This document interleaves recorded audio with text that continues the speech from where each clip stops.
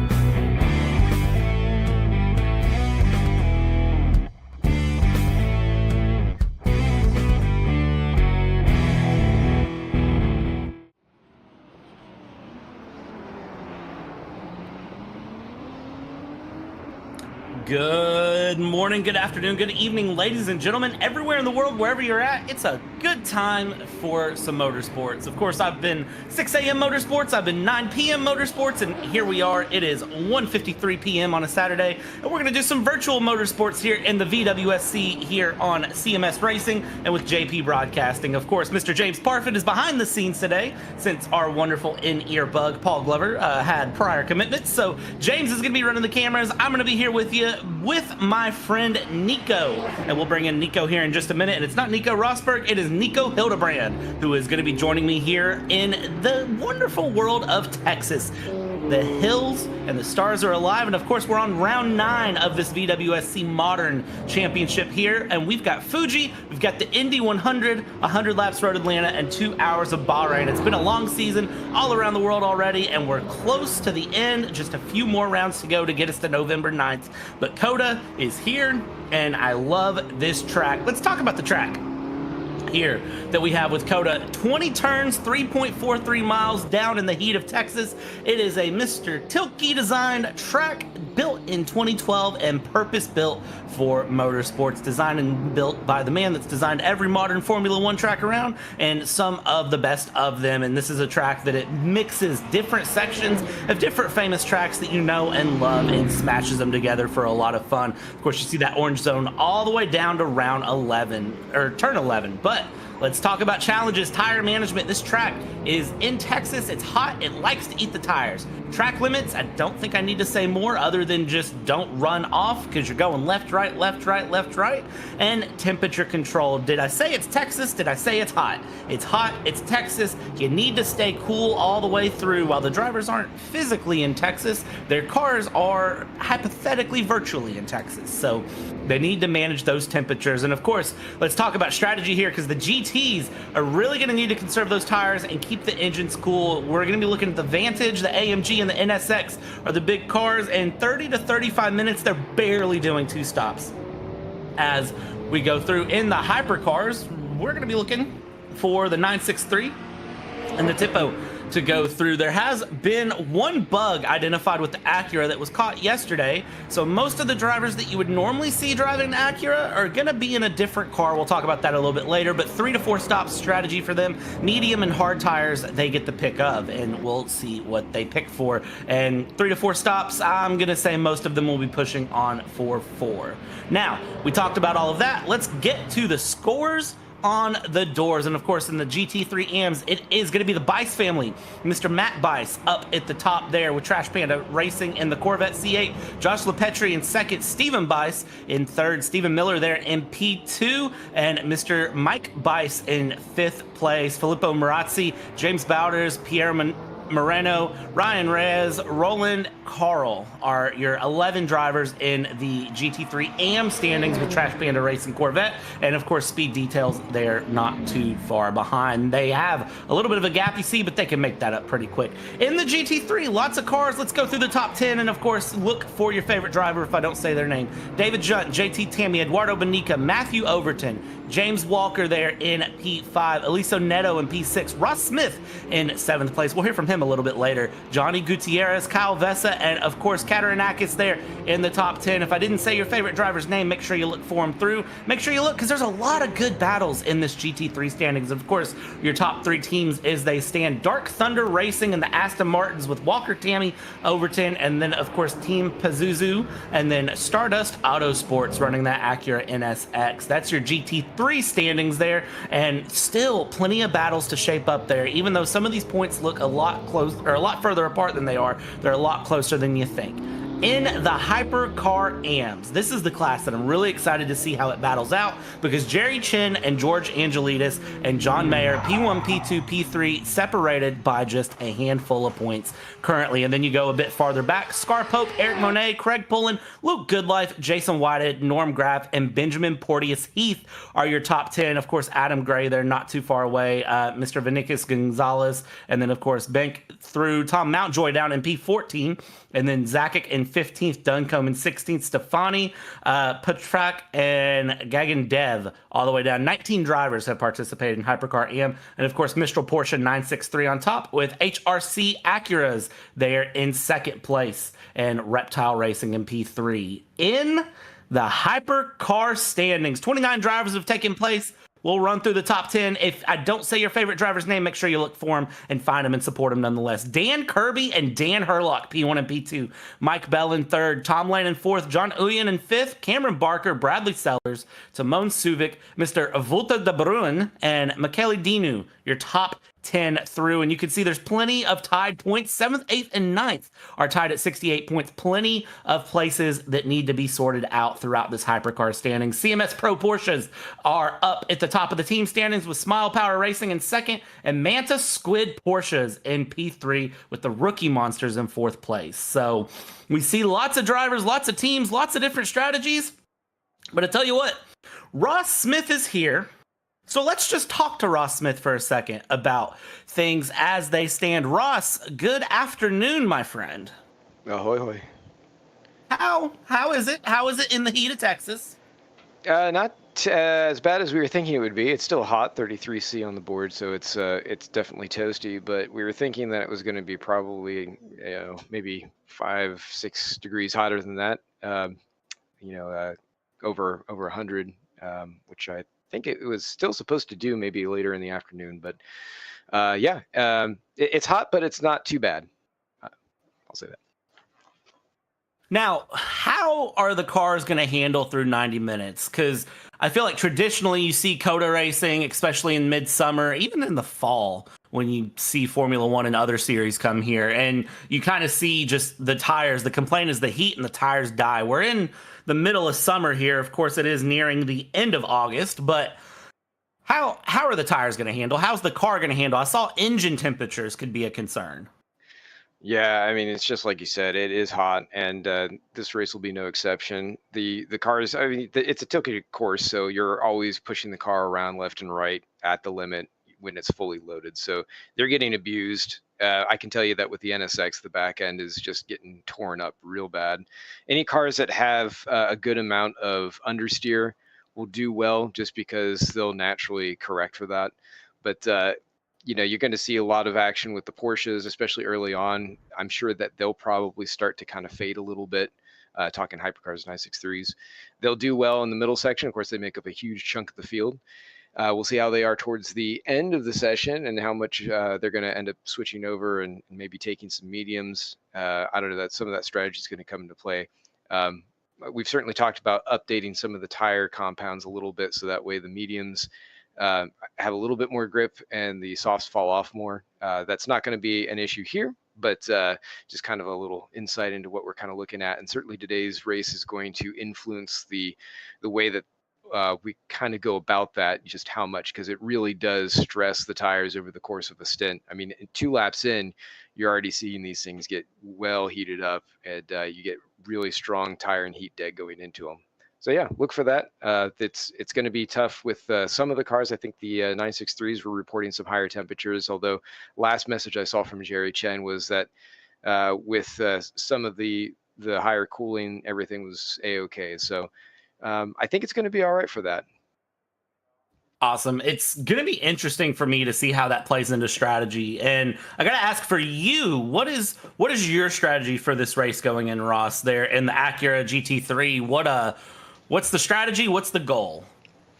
Well, pretty much from now to the end of the season is just kind of surviving and going through and enjoying battles where I can get them. Most of my time ends up getting caught into doing a lot of the modding stuff. I'm not even sure if I'll end up being able to race next year actually because of it. But there's plenty of fun to be had. I'm just going to look to survive, and if the track cuts keep going the way that I've seen them go, because they are really strict here, I just might have a chance based on attrition and people getting penalties. So that's kind of my aim for right now, is just stay out of trouble. There are a ton of hypercars around here, and there are not a lot of good places to pass. As you can see, the GTs really push out in a lot of the corners. They can't really control that. So hypercars have to be very specific about where they're passing some of these cars. 2 long stretches where you can do a lot of your passing, but once you get into those S's in the first sector and some of those triple corners on the back half, it really becomes very difficult to get around them, and you got to wait in line, which, as you've seen before, some people don't have the patience for that. So that's when the fireworks will start to go off. I'm glad you brought up track limits. For those who may not be familiar with COTA here in RF2, or may not be familiar with COTA in general, what defines the track limits on this track? Well, it's the white line you see around. Some people will understand it to be the curbing, and certainly if you've watched any NASCAR races in the past, and even some of the IndyCar races, they, especially on that penultimate corner, that kind of kink coming through there, they will push almost out to the wall, which of course WEC doesn't do that. They say that's a silly American thing to do. Don't do that. So yeah, you got to keep at least a tire touching that white line, and it is extremely tight around here. Drivers have a good opportunity to slow down and negate some of that if they do end up going a little bit wide, but it's going to come down to who has the discipline to be able to back off and not cop those points versus those who are just going to push through it and roll the dice and hope that they don't get a penalty later. You only have 4 points, so you got to make them count. Yeah, I can already take a big guesstimate that we're going to see a lot of track limits things handed out here after. Yeah, probably. Actually, I'm going to say yes, just based on that alone and knowing that there's only 4 opportunities. Ross, what's been going on with Storm Gang? I know you just made a comment a minute ago that you may not race next season because of it, but kind of talk about some behind the scenes, what's going on in the fun modern world, the historic world, kind of whatever you want to talk about. I know the Acura has some issues here at this track that we discussed off air, kind of pre-broadcast. Yeah, it's kind of an annoying little thing we've been chasing for a while, just because it's had this problem in the past, and I think the Toyota has suffered from it too, as we saw at Le Mans when Benjamin Porteous-Heath ended up blowing up in a similar fashion. But there's something with a collider object, or we're assuming that it might be a confluence of things that just basically gets caught on some sort of geometry in the track, whether it's some of the painted lines or something like that that sits above the surface. It interacts in a very sudden and violent way where the collision detection says, "Oh, nope, you crossed a boundary, and I need to adjust for that based off of all these other calculations," and then suddenly somebody's race is over. So it's no fun for anybody to have to deal with that, because I mean, you just want to focus on racing. You want to have fun just battling it out, and when you have to start thinking about things like that, is my car going to survive for the entire thing because of nothing outside of my control? It kind of ruins the experience. So we're definitely going to dig into that. I've already identified some things that we unfortunately couldn't implement before the race, so you'll see as we go forward to the next one, there should be an update that will hopefully correct that. Right now, some of the guys who were in the Acuras, Brian Hall, he switched over to a Porsche for this race. George and and Jason Whited. They're over in the Alpine, since that it's kind of a running joke about how it is very similar to the ARX. They're kind of sticking with that just because it has similar characteristics. So I think that's kind of it, though. I don't know that there are too many others that had to worry about it that are actually here today. Awesome. Ross, we always appreciate your time here. We're going to let you get on track because it looks like cars are going around. Warm-up is underway, it appears, so I'm going to guess you need to get out there and run a couple laps. Oh, just pit box check for the moment, but yeah, we'll be getting going here. Just to kind of finish off some of the other stuff we're talking, yeah, the tires are going to be something we'll probably do this year. There might be a couple other BOP things that we're looking at. Certainly today's race will be a great testing arena for that. It will have been a couple races since the last one, so big strong analysis going into the final rounds of the season. Might see some more weight on the Aston, I'm guessing. And we're basically just getting the mules ready. That's basically the end of this weekend, and then hopefully I can start getting some of those graphical updates I've continuously promised going into the final rounds, along with some of the camera updates, because I know James really likes it when the cameras are nice and pretty. And as some of the drivers have complained too, you know, they want to have you know, very, very specific things that help accommodate that. So trying to do all we can as we go through and make those updates to a lot of the sounds. Eugene Mazur is actually going to step on and help as much as he can to do some of the balancing and transition into the new sound engine for some of the stuff that we had and just haven't had enough time and resources for, so that'll be great. And as far as the historics, there probably isn't too much happening with the 64s at the moment. They seem to be cruising along really well. As you saw, like Goodwood presented a lot of really good racing all around, and we're just continuing to monitor that. Any graphical things that I can update there before the end of the season, plan to try and do. But all in all, it's pretty great. We're just getting ready for 2025 and gonna have a lot of fun doing it. And of course, Ross, we discussed you have already accidentally leaked the year. I'm not going to say it, but somewhere, somehow, some way, we know the year. And I know you've already told me the year. So I'm going to thank you for that one. James doesn't know it, but I thank you for letting me to be the first to know. Yeah, absolutely. Well, like I mentioned, every season I will somehow mention what the next season will be, either directly saying what year it is, or through some other kind of reference. So it's up to the viewers, the more I guess observant ones, to pick that out and take it as they will. Yeah, and I'm gonna guess that I'm probably right in the year, but I'm gonna hold my breath and hold on until the official announcement comes out. Yeah, absolutely. And when it does, I've got some excellent videos ready to put together for next year. Hopefully I'll be able to find the time to do them the way that I'm envisioning, because I think it's going to be a lot of fun for everyone. I think it will be a lot of fun. Ross, we appreciate your time as always. Good luck today. Keep it on the track. Keep it in the white lines. And I have a feeling we may talk to you again later. I look forward to it if that happens. And if not, have a great race, everybody. Oh, you too. All right, and I think that's enough of me wafting about, as James would say. So let's bring in Mr. Nico, and again, not Nico Hulkenberg, but Mr. Nico Hillebrand. Nico, good evening, my friend. How are you? Hello there. I am very well indeed. How couldn't I be with, a very fantastic race looking to be happening relatively soon, as everyone's just preparing there in the last couple of minutes of warm-up. And yeah, always great to be in R Factor 2 as well. Yeah, R Factor is a fun one. 8 minutes left to go here and warm up. And Nico, I gotta ask, hearing Ross talk, I hate to say it, but this is a Herman track, so we know how this goes. Track limit sounds like it's going to be a hot button topic going into this race tonight.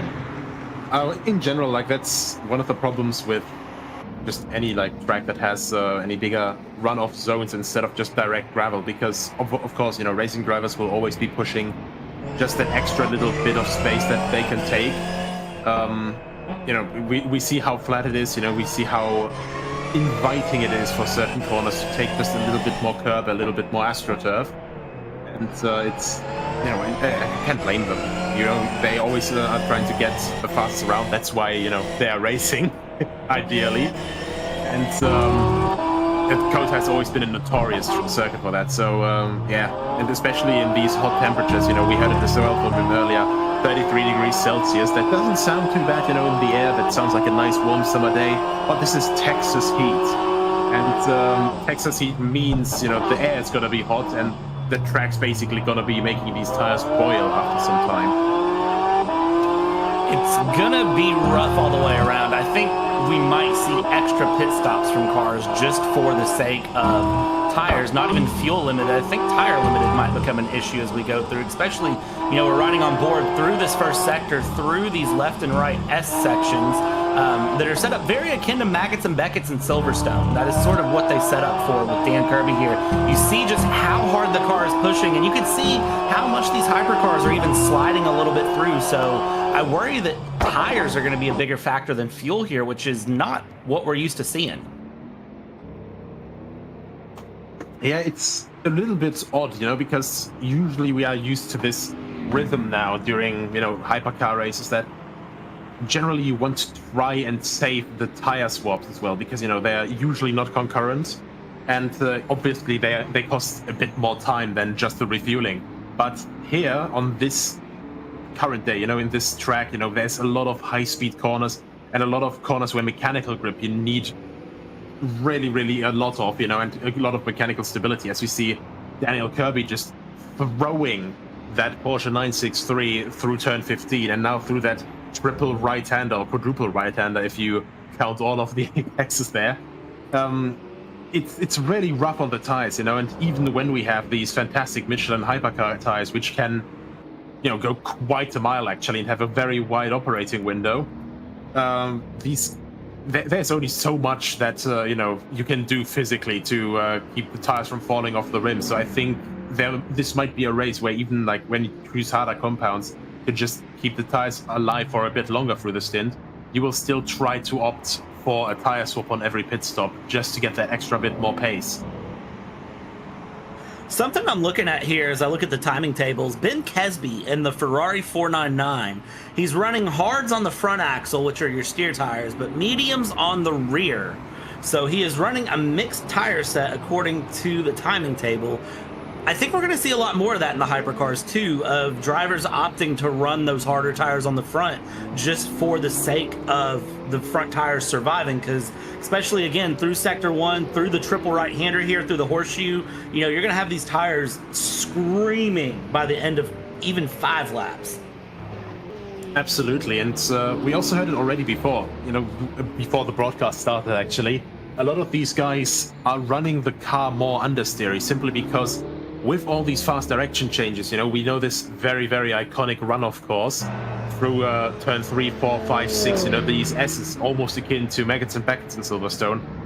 You really want to plantish rear end there, but at the same time, of course, the front tires will keep heating up, and the mediums might not cut it there for a full stint. So I'm seeing it actually with a couple other 499s as well in the field. Micah Loke and Alexander Saraima, they were also on hard tires on the front axle. So of course they have a little bit less grip, but, you know, as a counterpoint there, they will also have less overheating on the front end. So that balance could just balance, you know, itself out in a very beneficial way for them.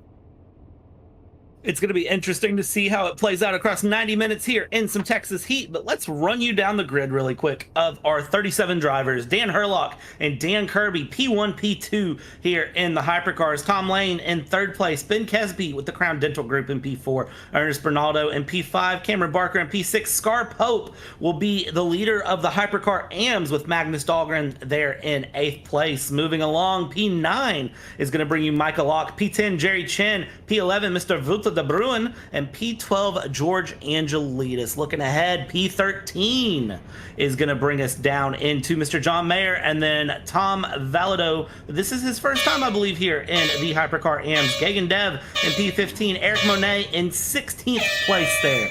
And then from there, it's P17, Alexander Sarami and Brian Hall, P18, Jason Whited, Adam Gray, P19 and P20 respectively. And now we get down into the GT3 class. Alexander Alexander Ayres, P21, Eduardo Benica, P22, David Junt, P23, Johnny Gutierrez down in 24th place. Adrian Rice will bring you P25, and P26 will be our GT3 AMs with Ryan Paulbert Reyes, Eugene Mazur in P27, Pierre Moreno in P28. From there, Ross Smith will start his way out in P29, P30, Stephen Miller, P31, James Walker, and then it's Mike Bice in P32.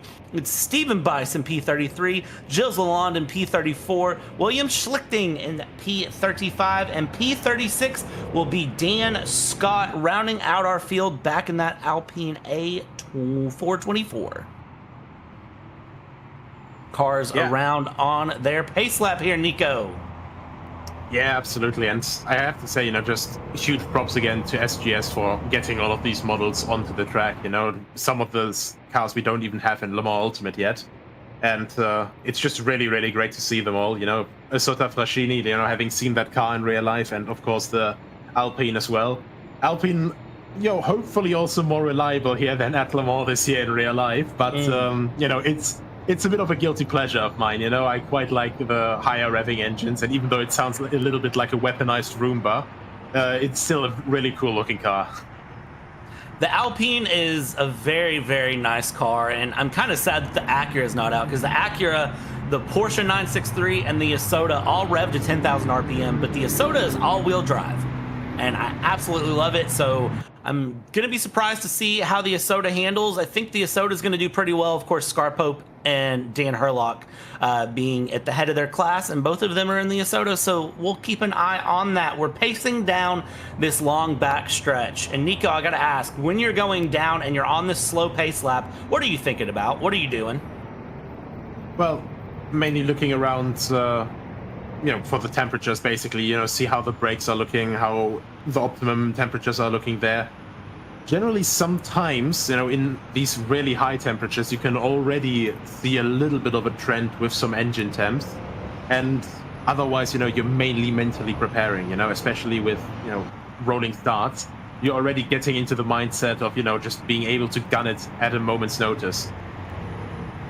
Yeah, and as they come around the triple horseshoe here, turns number 17, 18, and they're going to bring it around the double left-hander, turn 19 to turn 20, and then that will kick off our 90 minutes of COTA. It's going to be a fast 90 minutes. If you don't have your popcorn, if you don't have something to drink, you're a little too late. Make sure you stay tuned for the whole thing, because Dan Herlock is going to take us around to start this 90 minutes with Dan Kirby and Tom Lane. These three have been glued together multiple times this season, both in historics and moderns, but as we go through, the green flags are waving. They're going to get all the way down through. They hit the start line, and Dan Herlock's going to floor it off. 90 minutes of COTA is live starting now. They do the hard run up the hill here, hard on the brakes. This can be a tricky corner to get through, but it looks like everyone holding on pretty well. But back there, Tom Lane's already under a little bit of pressure here, and of course, orange zone is all the way through this first sector down into turn 11. And now the GT3s come across, and look at that. The GT3s are not wasting time. They're getting very, very feisty. Early on, everyone will make it through into turn 1. You can already see the difference in line between the Hypercars and the GT3s. A little bit of a button up there in the mid-pack, but everybody gets away fairly decent. And now the GT3s will start their lines through. A little bit of, back and forth, but there's a Hypercar of Ernest Bernardo that has had to get a tow. He's already out. He's already DNF'd. We'll see if we can follow up to see what's happened to him here. But Dan Herlock having to hold off Kirby and Lane. He's now officially through that orange zone, that polite zone where you've got to be careful. But now the gloves can come off, and now we're going to start seeing what these Hypercars can do down the long straight. And Nico, other than losing Bernardo, we've had a pretty good run. We get the replay up really quick of what happened to Ernest.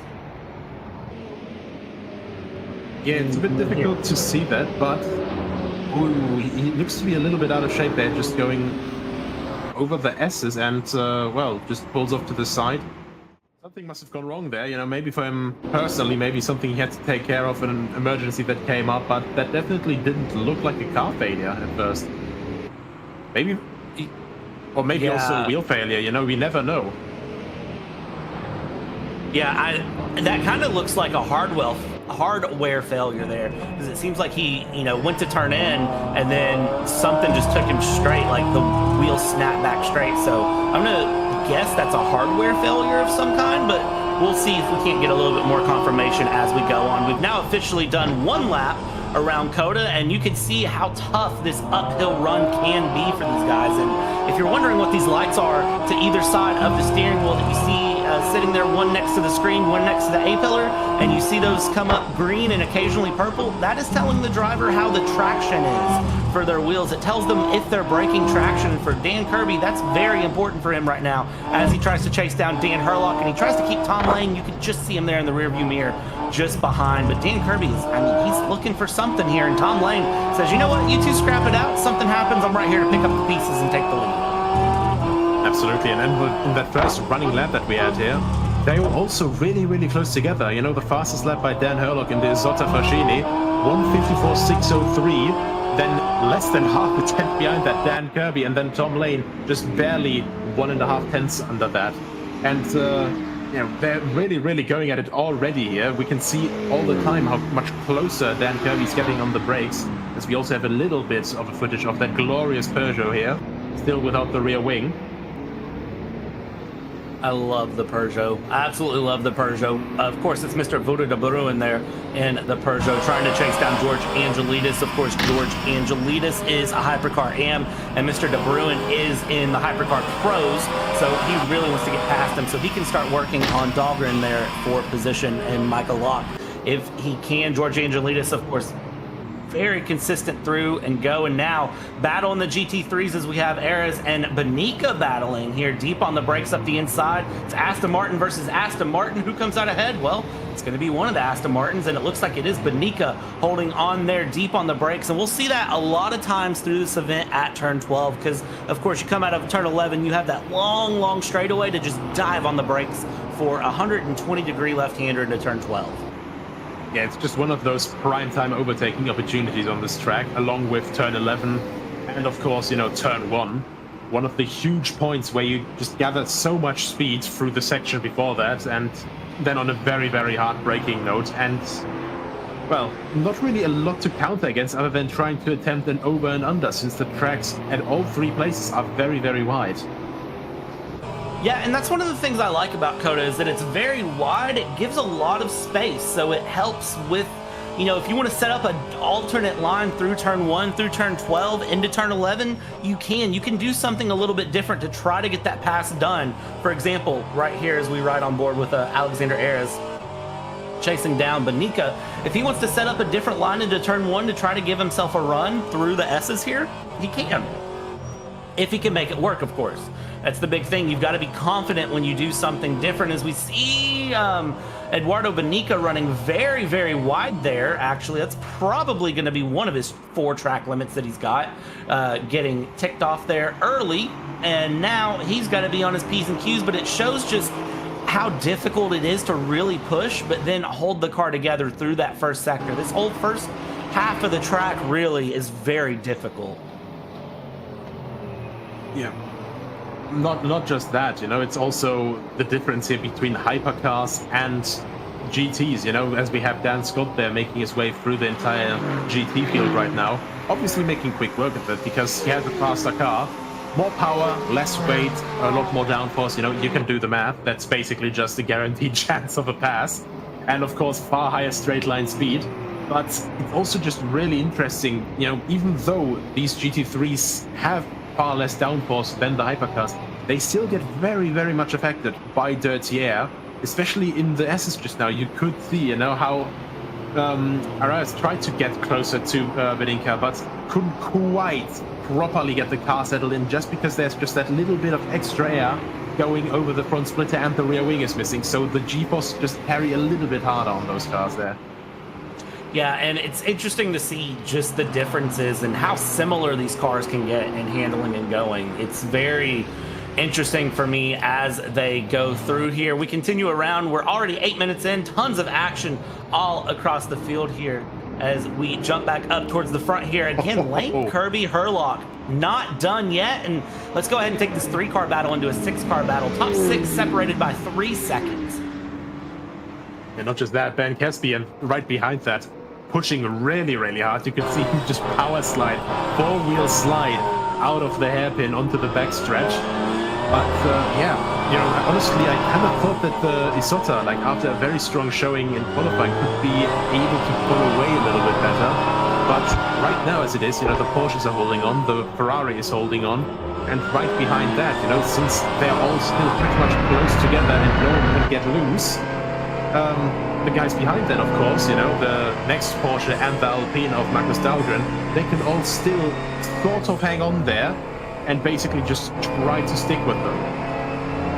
Yeah, and that's going to be the big end goal stick with, as we see a couple of moments here where they're getting close, they're expanding, they're contracting, and I think everyone is really trying to settle in for a rhythm here of this Texas heat. But new lap time, best lap, Magnus Dahlgren 151.8, and for comparison, they were putting in 49s and 48s in qualifying. So things going through. Let's get some replays out of the way here. Mr. Jason Whitehead, what has happened to Mr. Jason as he's going through? Well, this is that Silverstone S's section, and well, there was a track there, and it looks like the Alpine just not holding onto the grip. And then this is going to be Lalonde coming around. That's the left-hander, turn 11, and again, just going a little bit wider, trying to take as much pace as possible. And unfortunately, it looks like for Lalonde, a little bit more there. And this is also going to be Jason Whitehead again, struggling with track limits there through that Sector 1 section, through the S's, and Jason going a little bit wide yet again.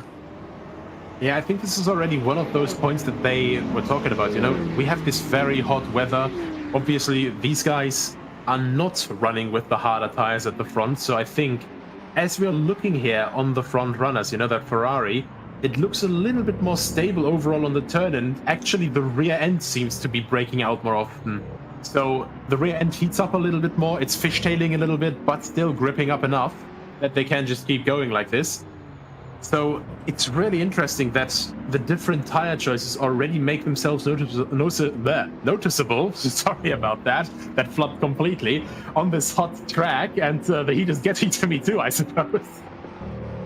Yeah, take a drink of water there, man. We still got 80 minutes of action going. We're only 10 minutes through here. And I tell you what, if you're Dan Herlock, you're going to be fingers crossed the next 80 minutes hurries up, because Kirby, Lane, they're not done. And Kesby, of course, is right there in the mix. We're going to continue to watch these guys battle through, but it does seem like they're all holding station early on. I haven't seen anyone really trying to make a move, so everyone's just nice and happy to sort of follow the leader for the moment and hang out here. We jump back with Chen and May, and you see these two teammates here. Of course, they're going to be playing the team game. They're looking towards that constructor standings, those team standings there in the Hypercar AMS, and they are going to be looking to just make something up for their team, continue to put on points. They're ahead 377 to 247, and man, they've got to watch through. And we've had another DNF, I feel. Ross Smith, what has happened to Ross Smith in the Acura here? What is happened? We see he cuts a corner here, and Nico, I don't know what's happening there. He cut a corner, and then all of a sudden he was gone. Ooh, it's a rough one. I'd say that it was probably, just failing to turn in. Maybe the tire heat built up a little bit. If you push a bit too hard here, and as we have a move there, that is Tom Lane for P2. We're just getting news that Ross was apparently involved in an incident, so that might have been front-end damage that we couldn't quite see before then, or, suspension damage already. See that here? Going back. And this is... Oh! And that would be suspension damage. Yeah, that's a major, major incident there for Ross with Schlichting, and those two getting together, and not a normal place that I feel like you see cars impact, but big moment there, and unfortunately it's going to cost Ross Smith his race. Tom Lane getting loose out of the final corner, and we see Dan Herlock there. Tom Lane has gotten past Kirby, so ignore anything I said about Hypercars being happy to play follow the leader, because obviously I was wrong here. Well, I think that is one of the things that you like to be wrong about, because we always love to see some extra moves going around. But I also have to say, the pace here, it's going fairly, rapid still. I would expect them to hold back a little bit more. And I think they're also trying to catch up. Well, actually, yeah, they are catching up to some traffic now. So this will bunch up once again, depending on how they hit it. Right now it seems okay, because I think they're about to hit it on the backstretch, exactly where you would want to hit traffic. Yeah, and the big key for the hypercars is always, I feel like this goes without saying, but I'm going to say it anyways, you always have to pay attention to how you navigate around traffic. Right there, Tom Lane, very, very good move. You patient through the corners, as soon as they hit the straightaway, just floor it and get your way around. Tom Lane now trying to chase down Herlock as he can. And while he's lost a little time, he's got to watch Kirby. Kirby's going to go for a dive up the inside here, and there appears Kirby. And now Mr. Tom Lane down into third place through the third sector. Just follow the leader, hang out for a moment, and they got plenty of traffic. And this is where the race changes for me. This is where, you know, you get through those first 10 minutes where you don't have to worry about traffic, and then once you start lapping GT3s, you will not have a moment where, as a hypercar, you're not trying to get around a GT3 for the rest of the race. Yeah, not just that. I think that's also where, you know, the vitals of the driver, if you have, like, you know, a heart rate monitor or something, you know, these guys usually are very, very relaxed. You know, they're pushing hard, of course, but generally they are well prepared for the races, and it's not anything like, you know, too tragic. You know, you have a lot of downforce, you have a lot of grip, and the car's dialed in ideally. You're having a lot of fun, you're racing, and then as soon as traffic starts, like these heavier situations here, the heart rate monitor just more looks like one of those earthquake detection, you know, that one of those detection tremor things, where it's just these waves of oh god, oh god, oh god, oh lord. When you have to start looking for the gaps, of course, not to lose any time. And speaking of losing time, Kirby just made his absolute move and made the absolute difference of that, because Herlock is barely 4 tenths ahead right now. Yeah, and this is going to be where, for Kirby, he's going to be thankful he got past the cars where he did before that S's section, and now he's got to just lock in the back. He's going to have the draft, of course, down this long back stretch, out of turn 11 into turn 12, and he's going to be just right there on the back of Dan Herlock. Dan Herlock, of course, hasn't been moved from the lead since the start of the race, and now he will probably, this will be one of the first times he's going to have a big challenge. And of course, when you're a hypercar and you see GT3s battling like you do there at the bottom of your screen, you know, you've got to keep that in mind as well. And here we go with Schlichting going down, trying to get past Walkers here if he can. We continue through, and again, you're still just looking for whatever advantage you can as they go. Here we go, Kirby, Herlock, and now Dan Kirby wants a move around the outside, trying to use the GT3 car to his advantage, and no, Herlock defends it off, gets past, and again, hypercar is just accordion drill. They spread out a little bit, and now their top 4 is all compressed by less than a second. Yeah, and that's the really, really difficult part, and I think that was a bit of contact there, actually. Kirby had to slam on the brakes proper there, simply because Herlock couldn't take that much more speed through the corner with that Mustang on the outside. As you said, you know, accordion effect, it's always this ebb and flow of the gaps growing and sinking, and very rapidly at that as well. And now, once again, he has to basically hold everything, because he's not going to overtake that Mustang into the next corner. Now he has to make his way around the long side, around the outside. And yeah, it's absolutely incredible how much you have these speed differences here. Our speed differences are around, well, 13 seconds a lap on average, I'd say. And just absolutely incredible, as we have a bit of side-by-side contact there, actually. Yeah, that was some hypercar hargy-bargy, I'm going to call it, because, you know, I understand hypercars want to get around GT3s, but you can't door check someone off there. You gotta play it a little smarter and a little smoother there. Yeah, that was a interesting one there. That's the number 89 in Magnus Dahlgren. We'll see how that plays along as it goes. We jump back here with Banica and Arias. The GT3 leaders still separated by just half a second. So even in the GT3s, we're not seeing big gaps up front for them. We're still seeing, you know, everyone hang out and stay together. And I do want to give an update on Ernest Bonaldo. He said that force feedback failure is what led to his DNF. So unfortunate to see a hardware failure right here at the start of the race. But, you know, I always like to test it to, you know, you could have an engine failure on a formation lap. You can have a transmission failure on a warm-up lap. So it's something that sometimes you just got to be prepared for. I mean, that's essentially the equivalent of having a power steering failure in the middle of it. And while you're thinking, you know, it can't be that bad, the steering in these cars is insanely heavy, as we have the overall leaders now lapping the GT leaders for the very first time. And it's just always really, really crazy, you know, because these GT3 cars, they are not slow machines at all. They still reach 260 kilometers an hour, which is probably a slightly smaller number in miles an hour, but I'm European, so we don't use that. And compared to that, these hypercars go almost 40 kilometers an hour, so basically what you're allowed to do within a town as speed difference faster and top speed, and that's not even comparing the cornering speed, as you can see here.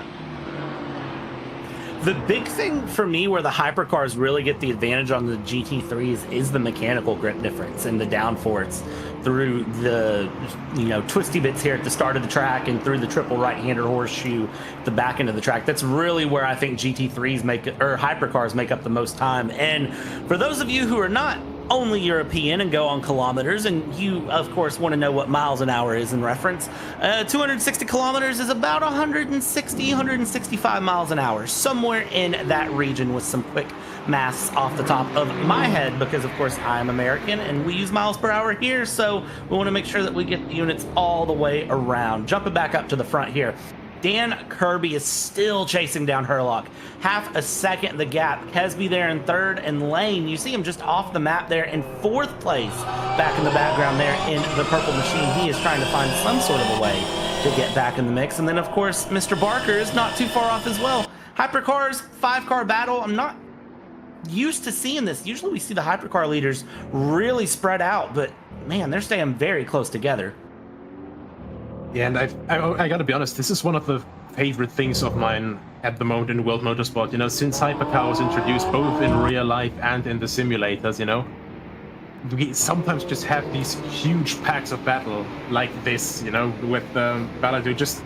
Oh, are they splitting it on both sides? Actually, yes, they are. Absolutely insane, as Baladu tries to keep up with Angelidis, who gets the slightly better line, and that is an M4 that is rejoining there, but very good situational awareness from all parties involved there, so no incident happens there, but space runs out very quickly around here. Yeah, I believe that was Ryan Palbert Reyes there in the M4 that was rejoining, and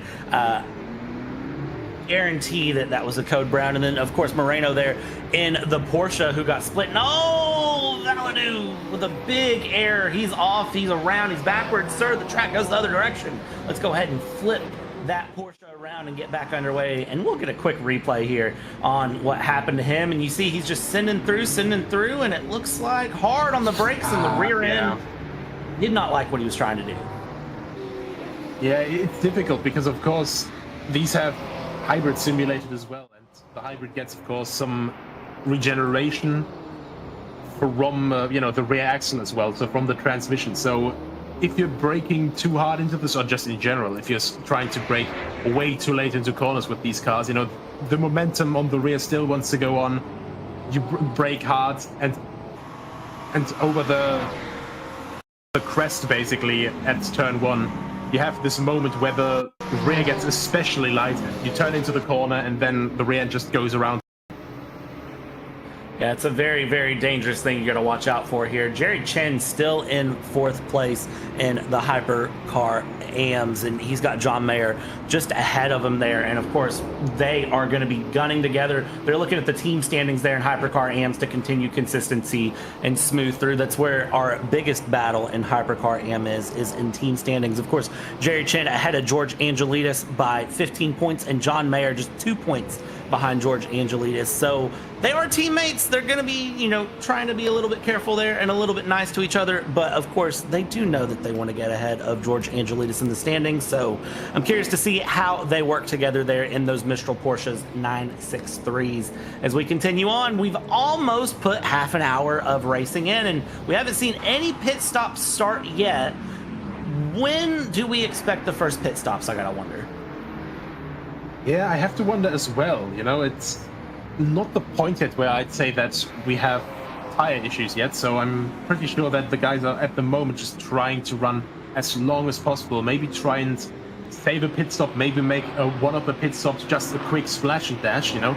it's just generally always what you have to look at, looking into the traffic situation as well.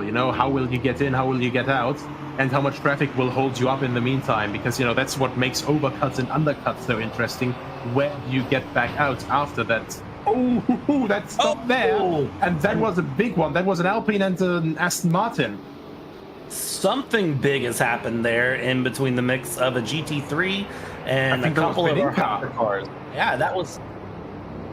Yeah, I think that was more than one incident, if I had to guess, because that's a rough little part of the track. Here's George Angelides, and that's the number 67. That was Benica. And then, of course, George is just in the worst possible part of the track, and that was Mayer just bumping into him there. And, of course, we saw the avoidance on the outside. Hypercar AMS, we were just talking about the championship and, what the goals were. George Angelides getting mixed up in that. That's just going to, tighten things up. And George now is going to feel the pressure. He needs to get around and get his way moving. Yeah, and that's the rough thing about it, because, of course, he had a little bit more freedom then, but, of course, he still can't lose too much time.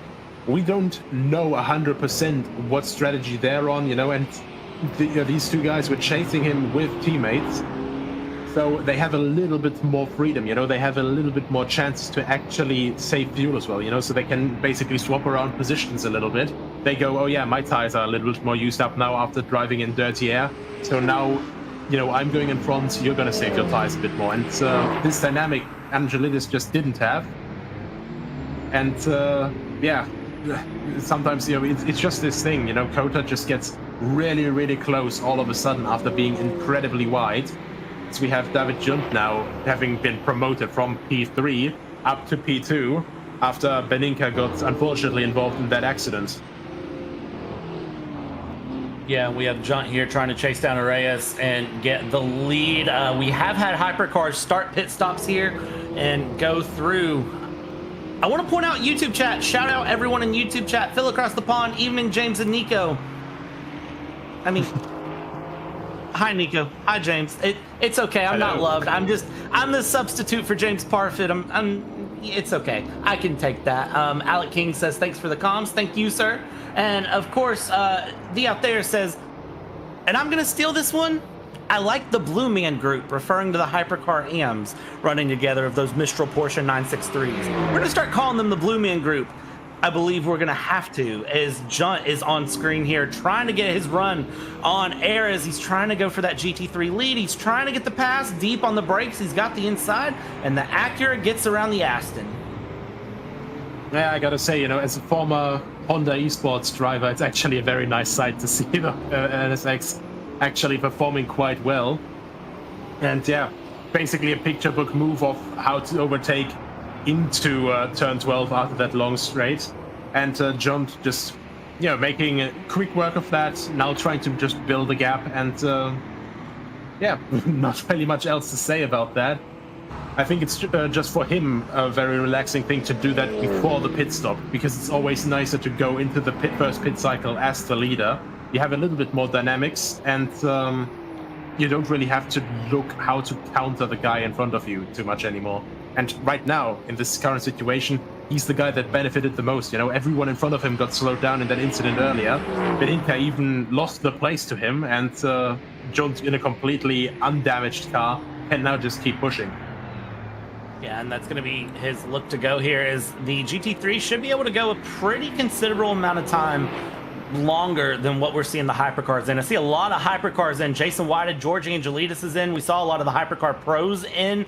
Hypercar AMs now coming through, cycling their pit stops. The leaders are still out, though. Chen and Mayer, of course, separated by just 0.3 of a second here, both of the Mistral Porsches. And they're going to be, again, they're looking at the long-term team implications of this Hypercar AM. They want to secure their lead over the HRC Acuras, but they also want to take a look at trying to get John Mayer ahead of George Angelides here so they can have the 1-2 and the Drivers' Championship as well. So they're going to be really looking long-term here, and I would bet they're going to try to go as long as they can and do a bit of an overcut if they can get away with it.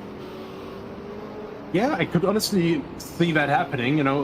I could even see a double stack maybe happening from both of them at the same time, or that there may be trying to go, okay, I go first, then you stay out. I try to block, whoever's coming up behind us, and then you are a little bit covered off. But that's all team tactics. You can always rely on your teammate as long as you don't hit each other. That's the golden rule after all. And are we gonna have someone come in? No, not yet. But I think they're already thinking about it. Yeah, we were told 20 to 25 minutes was the time for the hypercars, and we see that some of them have managed to stretch that just a little bit further if they can, and I'm really not surprised to see that because consistency is key, and just running to that delta is going to be the big goal there. So we see Jerry Chin getting in the mix here up front. John Mayer, of course, staying right behind, but we've now got another little group of hypercars ahead of them. That's going to be some of the hypercar pros that are ahead that they're going to be looking to try to make a run on as they can. And again, that's not a battle for class, but there is something as an AM that's just nice about getting around one of the pro drivers. At least in my experience when I'm racing, I usually end up in the AM class. I'm not going to act like I'm the best driver, but it's nice when I get around one of the pro drivers and get a clean pass done on track. It adds that confidence boost for me. I mean, it's always its confidence boost, it's an ego boost as well, and in the end, if you want to get the most out of the car, you can absolutely use every bit of ego and confidence you get, as long as it doesn't become overconfidence, of course, And, these guys, of course, are just checking right now. I think, actually, they might be looking at a slightly bigger gap. Either Maya is backing off a little bit, or Chen is just, a little bit more confident now. It could also be, of course, that Maya got a bit more damage in that collision earlier, since he couldn't avoid the stationary Alpine of Angelidis. Yeah, I do think there was a bit of damage. Did George have a long stop for damage is asked, and the answer is going to be... let me double check here. And it was yes, because he had that incident earlier, so there was the long stop for damages.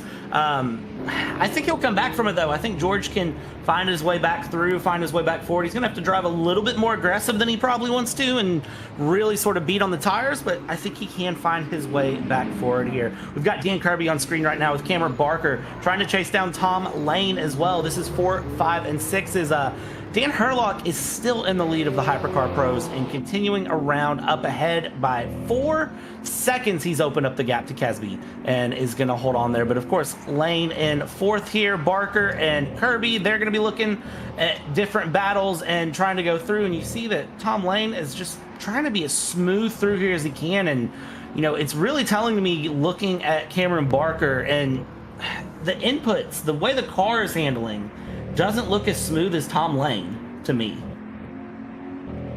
Yeah, and that's one of the dangers, you want to push hard, but if you just over push a little bit, the tires will just keep heating up, especially in these temperatures. And obviously right now, Tom Lane, he's not in a great spot. He's got these 2 Porsches right all over his tail. And now on the end of the straight, looks to block the inside. Cameron Barker around the outside, but Lane really insanely late on the brakes and manages to stay up ahead. But this, of course, is also still costing him time as he's right behind one of the Peugeots there. Yeah, and long-term goal here for Tom Lane is going to be to try to get the move done, get it out of the way, and just hope that Cameron Barker and Dan Kirby don't follow him just right along, and he can use that lap traffic to sort of get a little bit of breathing room. If he can, that's going to be the hope here, is Cameron Barker and Dan Kirby are right there behind. That is Mr. Vuda de Bruin ahead, and he is going to dive in, so no hope for Tom Lane to use that for a little bit of a pick and run, and there is Mr. Vuda de Bruin straight into the pits here. Yeah, I mean, he was a little bit further back down, so I'm not surprised to see him pit in now. He was in a completely different pit cycle group, so maybe it was a little bit of, I want to keep my own track position, but also if he notices that it's going to cost him way too much time, of course he's just going to go, okay, I'm going to pull the plug here, I'm going to go into the pits, come out in my own fighting group again, and then hopefully, not lose any more time in that. We have a yellow in Sector 1, and I'm wondering what that could have been, because that is the section that we're looking at right now. Yeah, we'll see if we can pick up a quick replay here, and that is Gagan Dev, turn 1. Second verse, same as the first. He did it once before, and, well, he sends it around and does it again. Actually gets slightly coasted on the curb there as well. I think he got a little bit scared by this COTA Fraschini right in front of him, almost turning it around, and then, you know, basically going, oh god, no, don't hit him, don't hit him. And instead, unfortunately, spun it around himself and couldn't catch it as well as the COTA pilot in front. Yeah, and you know, as a driver, you end up in a moment like that, and what you don't want to do is take out someone else due to your own miscalculation. So sometimes the best and safest option is, of course, jam on the brakes and just go ahead and spin it around.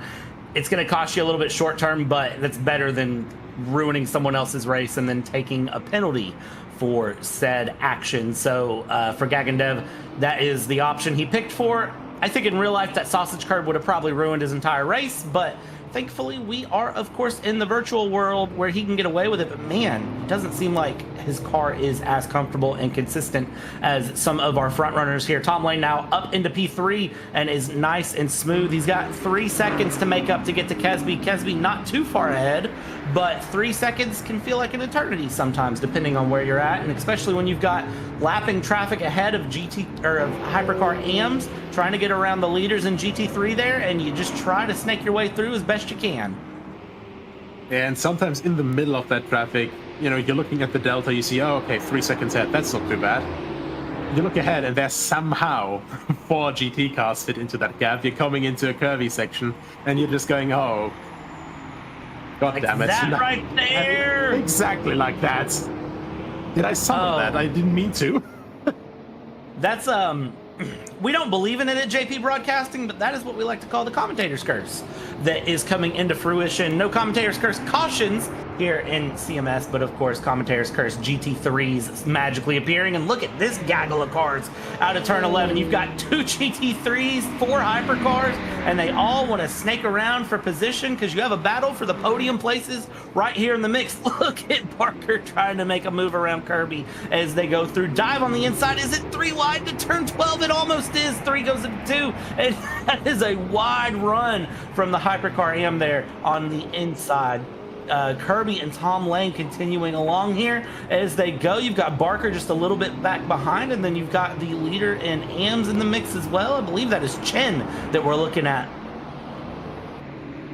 as we continue around. No, there's Chen. So it's one of the back markers in that Mistral Porsche team. There's Monet. That is who we're looking for. Monet there in the mix. And I tell you what, if you're Monet right now, you know you've got Barker breathing down your neck. You need to watch out because Barker's going to want to get around one way or another.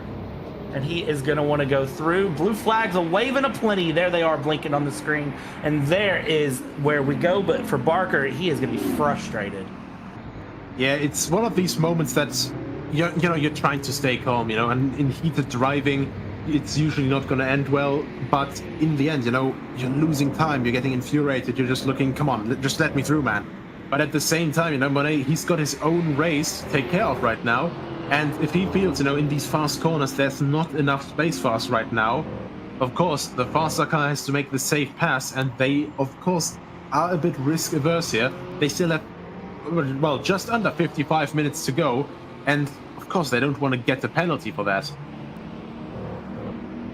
Yeah, it's a big, long run here. Plenty of time left, and of course you don't want to throw away your race with 55 minutes to go. You don't want the penalty, and you're probably already fighting track limits because I feel like every time we cut somewhere, I feel like I see a driver a little bit over those white lines more than they should be. So I'll be curious to see out of this round going down to Japan what the track limit situation will be like as we go through. This is going to be Tom and John Mayer battling along, and again, Tom does not like turn 1. I don't know what he's done with the setup of that car, of that Porsche, but he does not like turn 1. And I do want to correct myself. We've seen Tom spin once, we've seen his teammate Gagandev spin once, and now we've seen Tom almost lose it for a second time.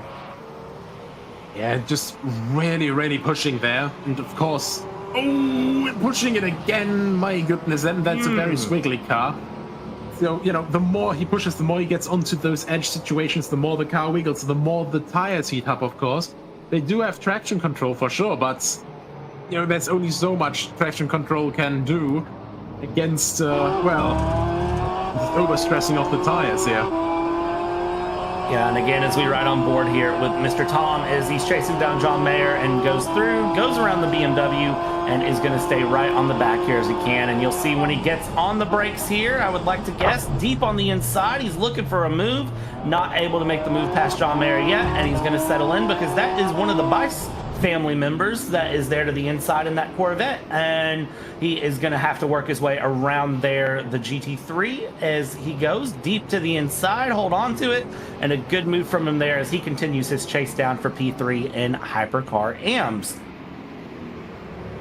Yeah, and this is just this wonderful time in the meantime. You know, we have this constant mixed and mashed of pretty much 4 different classes of drivers in 2 different classes of car, and there's always some action happening, you know, as we're literally just going straight back to the front battle.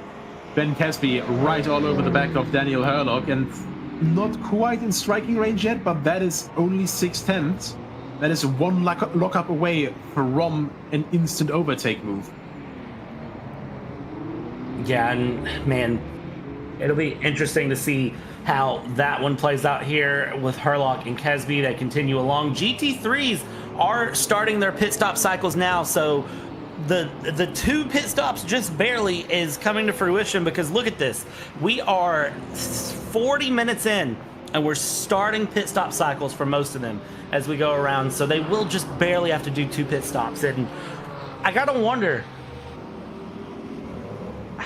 does anyone decide to, you know, run it through? As we're watching Bice and Paulbert Reyes on screen here. This is the battle for the GT3 AM podium places between Mike Bice and Ryan Paulbert Reyes as they go through. Of course, Pierre Moreno is a few seconds ahead, but hey, P2 is very important, especially when you look at the GT3 AMs and you remember that they are battling in for the team standings and the championship standings as they can find them through. We go through and we continue on, and I tell you what, I like the look of the M4. The M4 looks very stable against that C8, but it seems like that C8 has just a little bit more to give.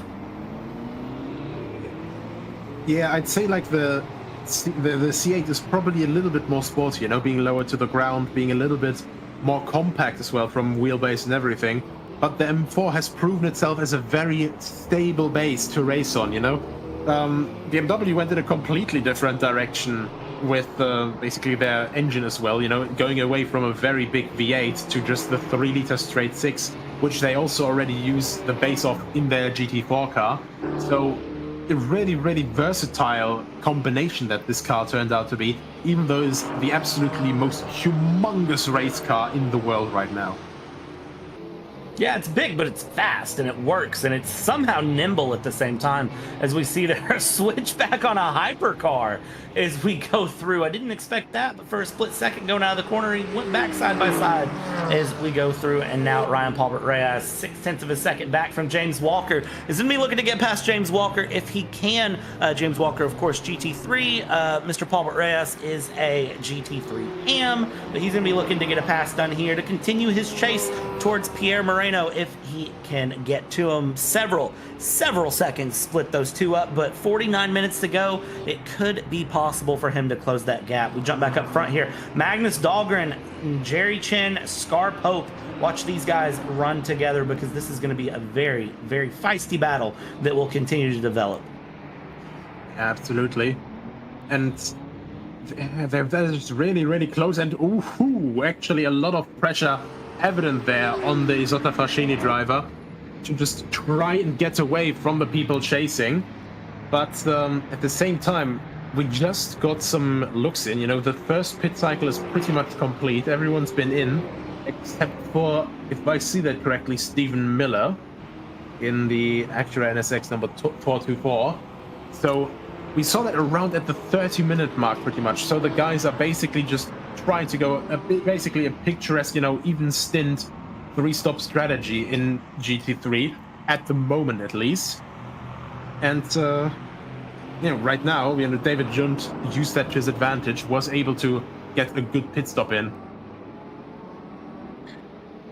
Man, that GT3 is right in the way of Dahlgren as he tries to go through and come around there. And Dahlgren through, holding on. That Aston Martin GT3 is really, really in the way of these hypercars as they continue along. I mean, man, he's one of the hypercars trying to battle. That was a sketchy moment. And I gotta ask, Nico, when you're in a hypercar and you're coming up on a GT3 like that, oh, big snap. Ooh, big save.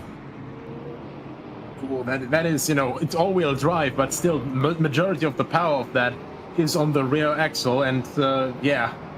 Ooh, and actually, that is a bit too much of a send there. Gets it back on track, but man, does not seem to be having a good time there. Magnus Dahlgren is going to say, you know what, I'm okay with that. Thank you very much. Bye-bye, and run away here. 47 minutes to go, and we see the hypercars acting like that right now. Man, that is rough. Stephen Miller has DNF'd out, so we have lost 4 cars here today. 2 hypercars, 2 GT3s. Of course, we saw what happened to Ross Smith, unfortunately. Dan Scott's out, Ernest Bernaldo is out, and Stephen Miller is our most recent DNF here. So we get a quick replay. This is Stephen Miller. This is what happened to him, and it looks like he's going slow. Something happened to the car, it appears, and he is just out. This is him coming out of the pit lane just before that incident, so I don't know if he got mixed in with someone else, bumped a wall, blew an engine. We'll see if we can tell as he goes through. He exits out. He hits turn 1 just fine there, and now we just continue along and try to catch what occurred. And as it stands, don't really see anything, and that's it. It's already That's just slowing there, yeah. Yeah, the car just let go. It looks like, I don't know if that's a temperature issue or what it is, but see, he's trying to hold RPMs here. He's in the throttle a bit, but just nothing happening. Yeah, I don't know. We'll see if we can get a little bit more info on the back end, but Stephen Miller just adios, sayonara, see you later, friend. Yeah, he got a little bit of power there, but in the middle of the S, it just completely dropped down, also very, very low on the throttle input. And yeah, just came to an end in that little stadium section we have after the back straight, and just called it quits. So yeah, I hope that we can get an answer to that later as we have a look again at Dan Herlock. Probably had hoped that he would have a little bit of an easier time in the lead. However, he sees 4 very, very hungry hypercars behind him.